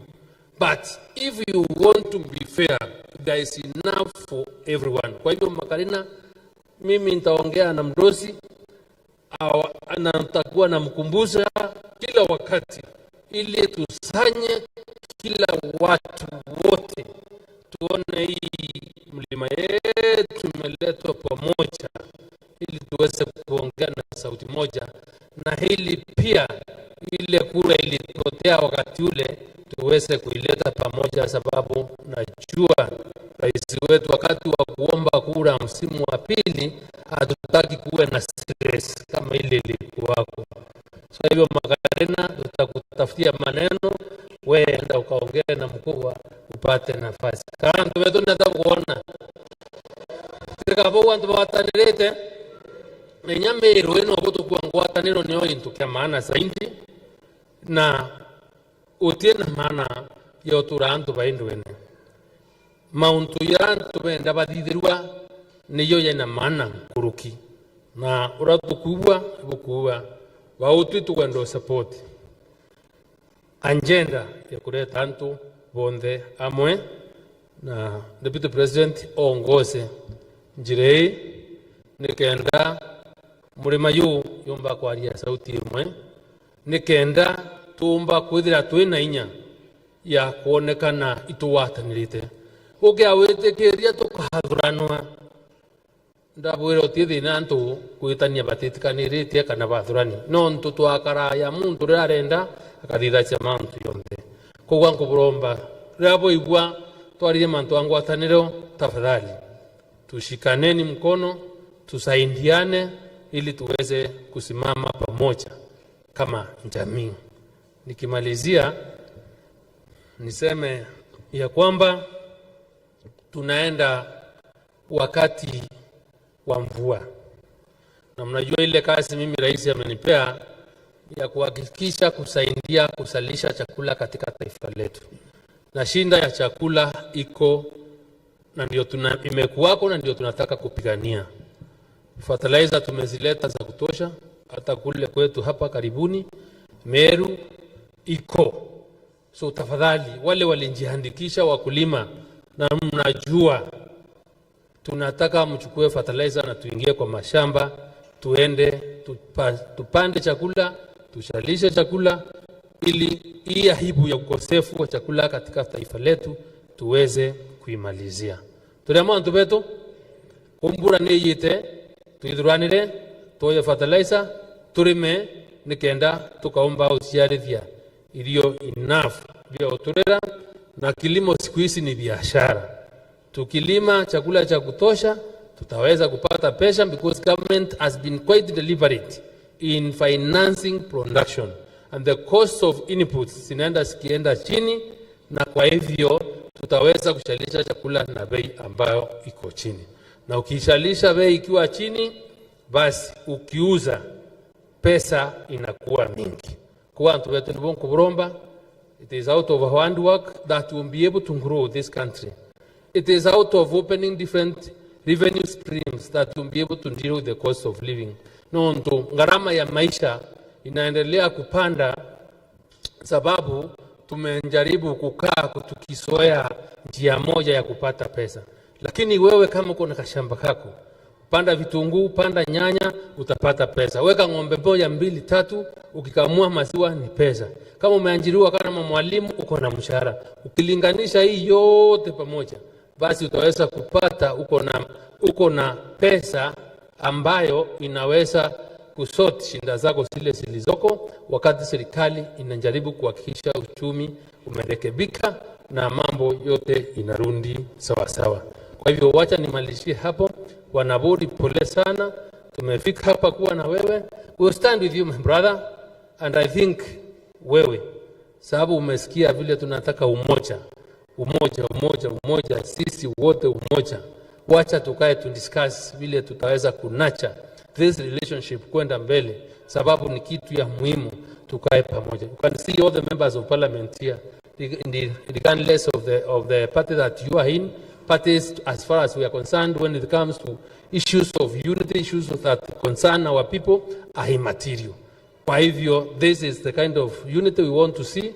Now, when one of us has lost a family member, is bereaved, let's all stand together to really give him the comfort that he deserves at such a difficult time. With that, it's my humble and with humility and pleasure to invite the Deputy President of the Republic of Kenya aweze kutuongelesha. Mheshimiwa Naibu wa Rais Rigathi Gachagua, tafadhali karibu, peane pole na uongee na watu wa Tigania West na other mourners. Thank you, Your Excellency. Thank you. Tafadhali tuketi. Reverend Fathers wetu, familia ya marehemu Simon KABERIA Mtuamburi, waziri wetu wa kilimo Mithika Linturi, viongozi wetu wa bunge na maseneta, ndugu yangu mjumbe wetu wa hapa Tigania East Mburu Mtuamburi, na wale wote ambaye wamefika, familia, marafiki na watu wa hapa Mikinduri, andu wetu mugeni Kairi, muriega andu aitu, muriega ringi, Ngai ni mwega na hindi ciothe. Nisalimieni kwa haya mwathani agocwo. Reverend Father wetu, nataka kutoa shukrani kwenu kwa kutukubalia nafasi ya kusalimia hawa waombolezaji katika hii hafla ya kumwaga huyu ndugu yetu Simon, ambaye ni ndugu yake mkubwa ya huyu mheshimiwa wetu wa hapa Tigania East. Sisi ni mandugu na ni marafiki, na sana sana watu wa hapa Meru, mimi nikiwa mmoja wenu, kwa sababu mamangu alitoka hapa KABERIA akaenda akaolewa Nyeri. Mimi ni mtoto wa hapa Meru, na sisi watu ya Meru tunapendana, na wakati ya majonzi ni desturi zetu na tabia zetu na utamaduni wetu kuja pamoja kuomboleza na jamii na kulete maombi na kuja na kitambaa ya kupunguza wale wamefiwa machozi. Kwa hivyo nataka nishukuru kanisa na wale wote ambao wamesimama na hii jamii ya mheshimiwa Mburu Mtuamburi wakati huu mgumu. Mimi nimekuja na risala ya rambirambi kutoka kiongozi wetu wa taifa Daktari William Samoei Ruto. Ametuma niseme pole kwa mheshimiwa na familia yenu yote, na isipokuwa ako ziara ya maendeleo nje angekuwa na sisi, lakini amenituma nimwakilishe. Pia mimi nimekuja kwa niaba ya mke wangu na watoto wangu kuungana na hii familia kusema pole na kuja kumsindikisha huyu ndugu wetu kwa ile heshima ambaye inastahili. Sisi ni watu moja, na sisi viongozi tunapendana, na hata kama tunakuanga na tofauti zetu za kisiasa, za vyama, za maono, ikifika pahali ya majonzi tunaweka hizo tofauti kando, tunasimama na yule ambaye ameifiwa, na ndio tumekuja kusimama na huyu ndugu wetu ambaye mlimchagua na ambaye kwa kupima kwangu na kushuhudia anaendesha kazi vizuri hapa katika East. Mimi sitaki niseme mambo mengi, ni yangu tu ni kusema katika yale maneno ambayo mheshimiwa ametaja. Tuko na hii barabara ya Mekindori Kunati Katidhine Road ambaye rais wetu, kiongozi wetu wa taifa, alikuja kuianzisha mwaka 2016 akiwa naibu wa rais, lakini yule alipewa kandarasi akakuwa ni mzembe. Ni wale watu ambaye hata wakipewa kazi ni watu bure. Ndani ya mwaka 7 mwaka 8 amekwama, na wananchi hao katika East wameumia. Mjumbe wenu ametuomba kupitia kwa rais na mimi ya kwamba tuweze kumuondoa huyu mwenye kandarasi kwa sababu ameshindwa, na tuweze kulete contractor ambaye ako na record ya kufanya kazi inaonekana na imekamilika. Na kwa hivyo tumemfukuza na kandarasi hiyo imetangazwa. Tunatafuta contractor mwenye umaarufu ambaye ako na proven track record ya kujenga barabara na kumaliza. Kwa hivyo mimi naomba subra, mkuu wa uvumilivu kwa muda mchache, ambaye contractor atakuja na hiyo barabara hivi karibuni itakamilika, na ikishakamilika rais wetu William Ruto atakuja kuifungua rasmi. Ya pili, mheshimiwa ameomba mambo ya Tigania East KMTC. Amesema ameweka milioni 30 ya CDF. Shamba liko lakini iko matatizo pale kwa ofisi. Kazi yangu kwa hii serikali ni kumsaidia rais kukwamua hadi vitu imekwama, kwa sababu watu ya serikali saa ingine wako na mambo mingi wanakwamisha maneno. Kwa hivyo wewe mheshimiwa, zika ndugu yako, ujipe wiki 2 utulize roho yako. Ukishapoa ukuje Nairobi kwa ofisi yangu, niite hawa jamaa tufungue hiyo maneno tuweze kuendelea. Pia naibu governor ameongea mambo ya Igembe campus ya Chuka University ambayo imezungumziwa sana kwa muda mrefu. Ningetaka hao viongozi wakuje wote tuketi chini ndio niweze kumuita waziri wetu wa elimu na principal secretary wa higher education, ndio tujue ni wapi tumekwama, again tutatue, tuweze kusonga mbele. Mambo ya Mekindori Stadium, ni kweli tulituma PS wetu hapa ambaye baadaye alienda pale kwa livestock development, anaitwa Mweke, na akaleta ripoti ya yale mambo inataka na ifanywe katika zile stadium tumepangia, ambayo ni mingi katika Jamhuri la Kenya, ambaye sasa tunaweka pesa ya sports fund na ingine kwa budget ndani ya hizo stadium, ambaye tutaunda vizuri, sikuwe ni stadium za kisasa, ni stadium yenu ya Mekindori. Mwishowe nimepita hii shule ya Mekindori Girls na wasichana wakanikaribisha vizuri na wakanipatia nafasi ya ndege yetu kutua hapo, na tukashukuru sana. Na nimeweza kuwasiliana na hao wasichana wetu na mwalimu mkuu, na ni kweli wameniarifu ya kwamba iko shida ya mabweni ya kulala hao wasichana wetu na ile nyumba ya kupata chakula, dining hall. Na tumeongea na mwalimu, tumekubaliana nitakaa chini na huyu ndugu yangu Mburu Mtuamburi, tuandae harambee moja kubwa ambaye mimi mwenyewe nitatafuta viongozi na wafanyabiashara tukuje tuchange hiyo pesa. Lakini tukingoja hiyo, tumekubaliana serikali itatoa pesa ya kuanzisha shilingi milioni 10, kazi iendelee, tukija kufanya harambee. Ya mwisho, Reverend Father, ni kweli mlikuwa na kazi pale kwa shrine na sikuweza kufika, nikatoa mchango wangu kupitia huyu mheshimiwa wetu Kakuya, huyu wa Embakasi North, na wakaweza kufika pale na tukaungana na Wakristo wengine na mkaweza kumaliza hiyo shrine. Na nimejulishwa na father tulipoketi pale ya kwamba mmekwama mambo ya viti ile inatengenezwa pale Sagana ya hardwood, viti zaidi ya 40, ndio hiyo shrine yetu iweze kukaa vizuri. Mimi sichoki kufanya kazi ya Mungu. Mimi ndio nikuwe naibu wa rais, nikuwa tu mbunge, ni kwa sababu ya baraka ya Mwenyezi Mungu kupitia kazi yangu kanisani.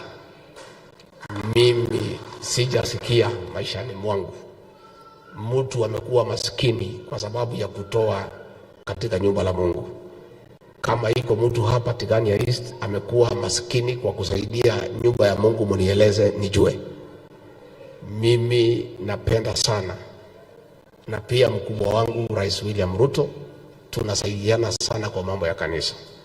Kwa hivyo kwa sababu nimefika hapa na kwa heshima ya huyu marehemu Simon ambaye amekuja kuletwa hapa kanisani, na kwa sababu nimefika, father ameniuliza niweze kusaidia mheshimiwa mtu wa Mburi, nitatoa pesa ya kununua hizo fomu shilingi milioni 1, mnunue hizo fomu ndio hiyo shrine yetu iweze kukaa sawa sawa.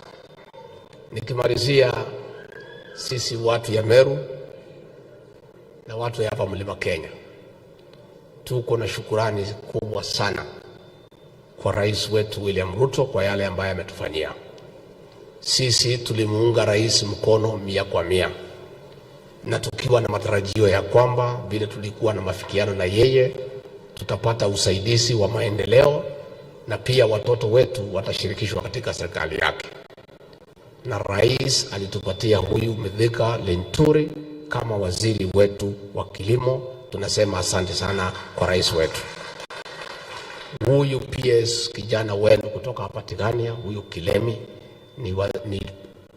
ni PS wetu katika State Department ya Cooperatives, ametoka hapa Tigania, na tunataka kumwambia rais asante. Na mimi watu ya Tigania nimwahakikishie huyu kijana mlitupatia ni kiongozi mzuri na ananisaidia sana. Tunasaidiana naye sana pale, na waziri wake anaitwa Simon Cherugui katika kazi ya kuleta mabadiliko kwa sekta ya kahawa. Na wewe Kilemi, kanyangia hapo mbele, iko sawa. Kwa hivyo mimi niseme pia hapa Tigania East, rais aliweza kumpatia mchumbe aliyopokuwa hapo mbele, Bwana Gichunge Kabeabea, akakuwa chairman wetu pale kwa Counterfeit Authority. Tunamwambia rais asante. Hivi karibuni, kufuatilia maagano ya watu wa Meru na Rais William Ruto, siku tulikuwa tunafanya campaign hapa Igembe na Tigania, tulipata watu ya Igembe na watu ya Tigania ni wakulima ya miraa, sio ni kweli? Na wakakuwa wamewachiliwa kwa mambo ya kutafuta soko. Tukakubaliana na rais wetu na watu ya Igembe na watu ya Tigania, njia moja ya kutafuta soko ya miraa ni kuhusisha Wameru wenye kulima miraa, kwa sababu hao ndio wanaelewa mambo ya miraa. Kuna wengine wanaharibu sifa ya miraa, wanasema ni dawa za kulevya. Miraa pana dawa ya kulevya, ni ukulima wa kutafuta mali kama ukulima mwingine wa kahawa na majani chai. Na ndio rais akatoa ahadi kwa watu ya Igembe na watu ya Tigania ya kwamba Mungu akimsaidia kupitia kura zenu apate nafasi ya uongozi katika Jamhuri ya Kenya kama rais wa Jamhuri ya Kenya. Njia moja ya kusaidia wakulima wa miraa ni kutafuta mmoja wao ampatie kiti cha balozi katika ile nchi ambaye inatumia miraa, aende huko atafutie watu ya Meru soko ya miraa. Siku iliyopita, siku ya Alhamisi, rais ametimiza ahadi yake. Amemteua Bwana Mheshimiwa Kiringo Kubai kama waziri, kama balozi wa Kenya nchi ya Somalia. Sasa wewe balozi, kazi kwako. Enda hapo Somalia, utafute soko ya miraa uletea wa Meru. Mimi na rais tumeondoka kwa hiyo maneno. Sasa wewe utuambie pahali umekwama tukusaidie. Si ndio ilikuwa magano yetu na watu ya Tigania na Igembe? Si rais ametimiza hadi hajatimiza? Tumpigie rais makofi. This Honorable Kiringo Kubai, in fulfilling the promise to the people of Meru by President William Ruto, that if elected president, he shall appoint one of the sons of Meru, who is a miraa farmer and who understands the miraa industry, to be the ambassador to a miraa consuming country to go and market the miraa crop.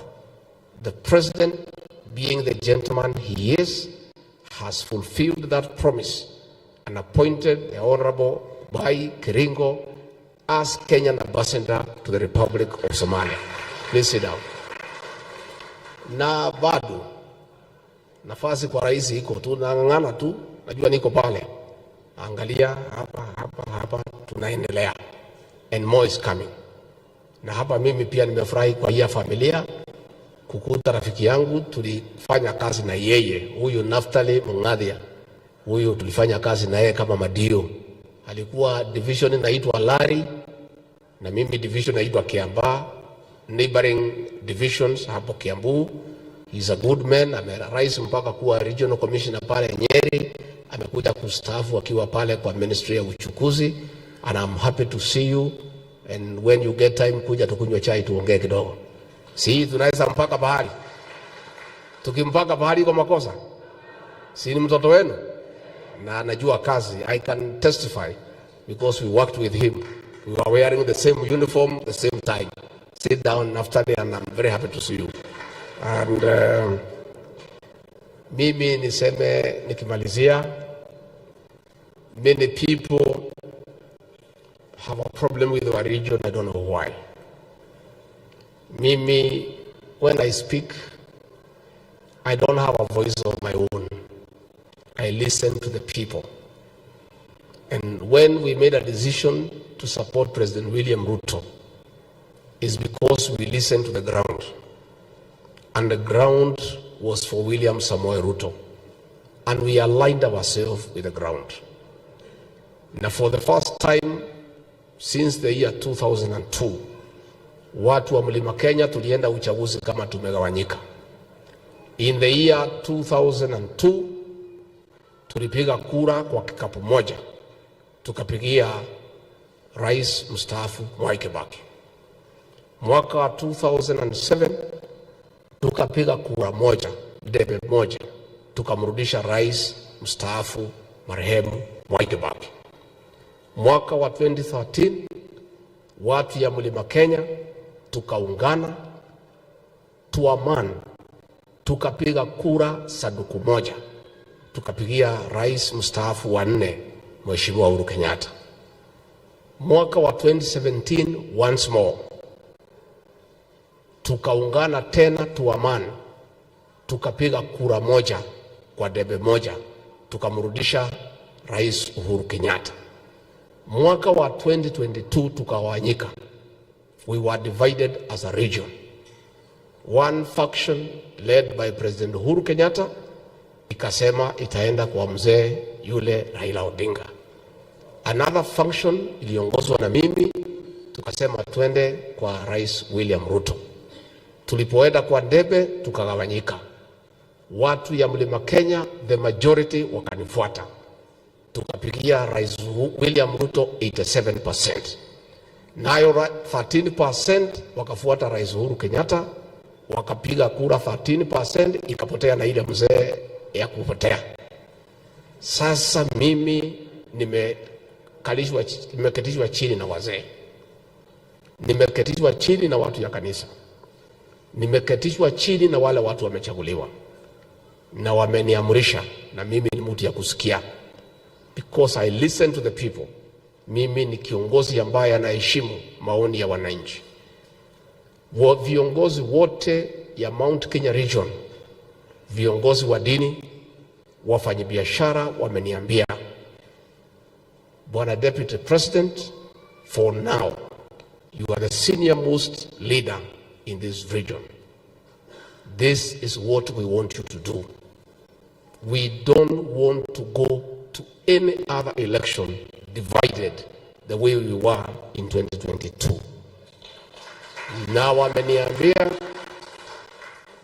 nitafute 13% ambayo ilikuwa imeenda pale, niilete yote to 100% behind President William Ruto, so that never again will this region be divided in voting for a president. Never again will this region be divided in pursuing our economic interest. Never again will this region be divided in pursuing our commercial interest.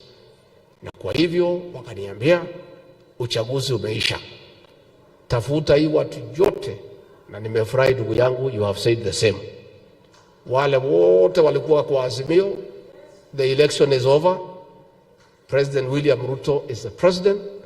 This region wants to support President William Ruto for 10 years, and they would like to support him to be president in 2027 when they are united as a region. Na mimi nimekubali, and I have started that journey of uniting the Mount Kenya region behind President William Ruto. I don't know why many people have a problem when this region is united in purpose. Many people, for whatever reason, are very uncomfortable. But I'm sorry, there is nothing they can do. I'm sorry for their discomfort. When I said on Friday that I'm going to reach out to all leaders in Azimio and reach out to businessmen, reach out to everybody to unite the Mount Kenya region behind President William Ruto, I have seen a lot of narratives, a lot of interpretation, a lot of false conclusions by people who don't not like us to be united. And I don't understand, Mheshimiwa Linturi. 2 weeks ago, I saw our brothers and our friends in the Western Kenya region calling for unity of the region. I did not see the newspapers write headlines and reading mischief in that call for unity. I didn't see them trying to interpret what it means. But anytime we have called for the unity of this region, a lot of people cannot sleep. You have seen screaming headlines saying that there are problems because simply we have called for unity. But I want to tell them that is not my decision. It is the decision of the Mount Kenya region that has instructed me instructions that I will follow to the letter, to do whatever is within my power and ability, to reach out to everybody and unite the Mount Kenya region behind President William Ruto. That I'll do. I'm equal to the task and I've already started. Nimesema watu wetu wale walipotea, hata ile Maoka Maure nitamtafuta, ile mtu mfupi nimtafute. Hata huyu Peter Munya si mtoto wetu, si ni mtoto wetu. It's no problem. Those who are willing to unite for this region, Peter Munya, I'll reach him out. Maoka Maule, I'll reach him out. The elections are over. There are no elections. Elections were fought and won and lost. President William Ruto is the president of Kenya. The other one is the leader of the opposition. So who voted here or there is no longer important. What is important is the unity of purpose of this region, so that we can support President William Ruto to a man, because he means well for this region. And that we shall do. So the detractors of this region, the people who wishes this region bad, you can continue doing your analysis. You can continue writing headlines. Every day, that will not distract me and the leadership of this region to work towards the unity of purpose for the benefit of the people of this region. Mungetaka niendelee kuunganisha mlima? And I said the other time, when we came here with the president, mulikuwa mnalalamika sana. Mukasema sisi tunapiganga kura tukiwa watu ya mlima. Uchaguzi ukiisha, ile mlima inarudishwa pale, inakuwa ni west na east. Nikahakikishia nyinyi, mkipigia Rais William Ruto kura na mimi, hiyo mlima ya katikati ya kura tena. Na ndio tukaingia hapa katika Meru County, tukateua waziri Mithika Linturi. Tukaenda hapo Tharaka Nithi, tukateua Professor Kithure Kindiki ambaye anafanya kazi nzuri sana. Tukatoka hapo tukaenda Embu, tukachagua Justin Muturi. Tukarudi hapa Meru, tukachagua Jafeth Kome kama Inspector General of Police. Tukarudi hapa Meru, tuko na PS wawili. Tukaenda hapo Tharaka, tuko na PS. Hapo Embu tuko na PS. The Mount Kenya East, for the first time in the political history of this country, imeangaliwa vilivyo vile inatakikana. And I will not allow, under my leadership, a division in between Mount Kenya East and West. The mountain is one. Na hiyo mlima ni yetu, tunaipenda, tunaielewa. Na watu ya Mount Kenya wa East and West will be united in purpose as one. Na mimi sina tashwishi ya kwamba kiongozi wetu Rais William Ruto anatutakia mema, ametuangalia vizuri, tuko na nafasi nzuri ya kupata maendeleo ya kutosha katika mlima Kenya, only when we are united behind him, so that come 2027 we won the last election with only 200,000 votes. If this mountain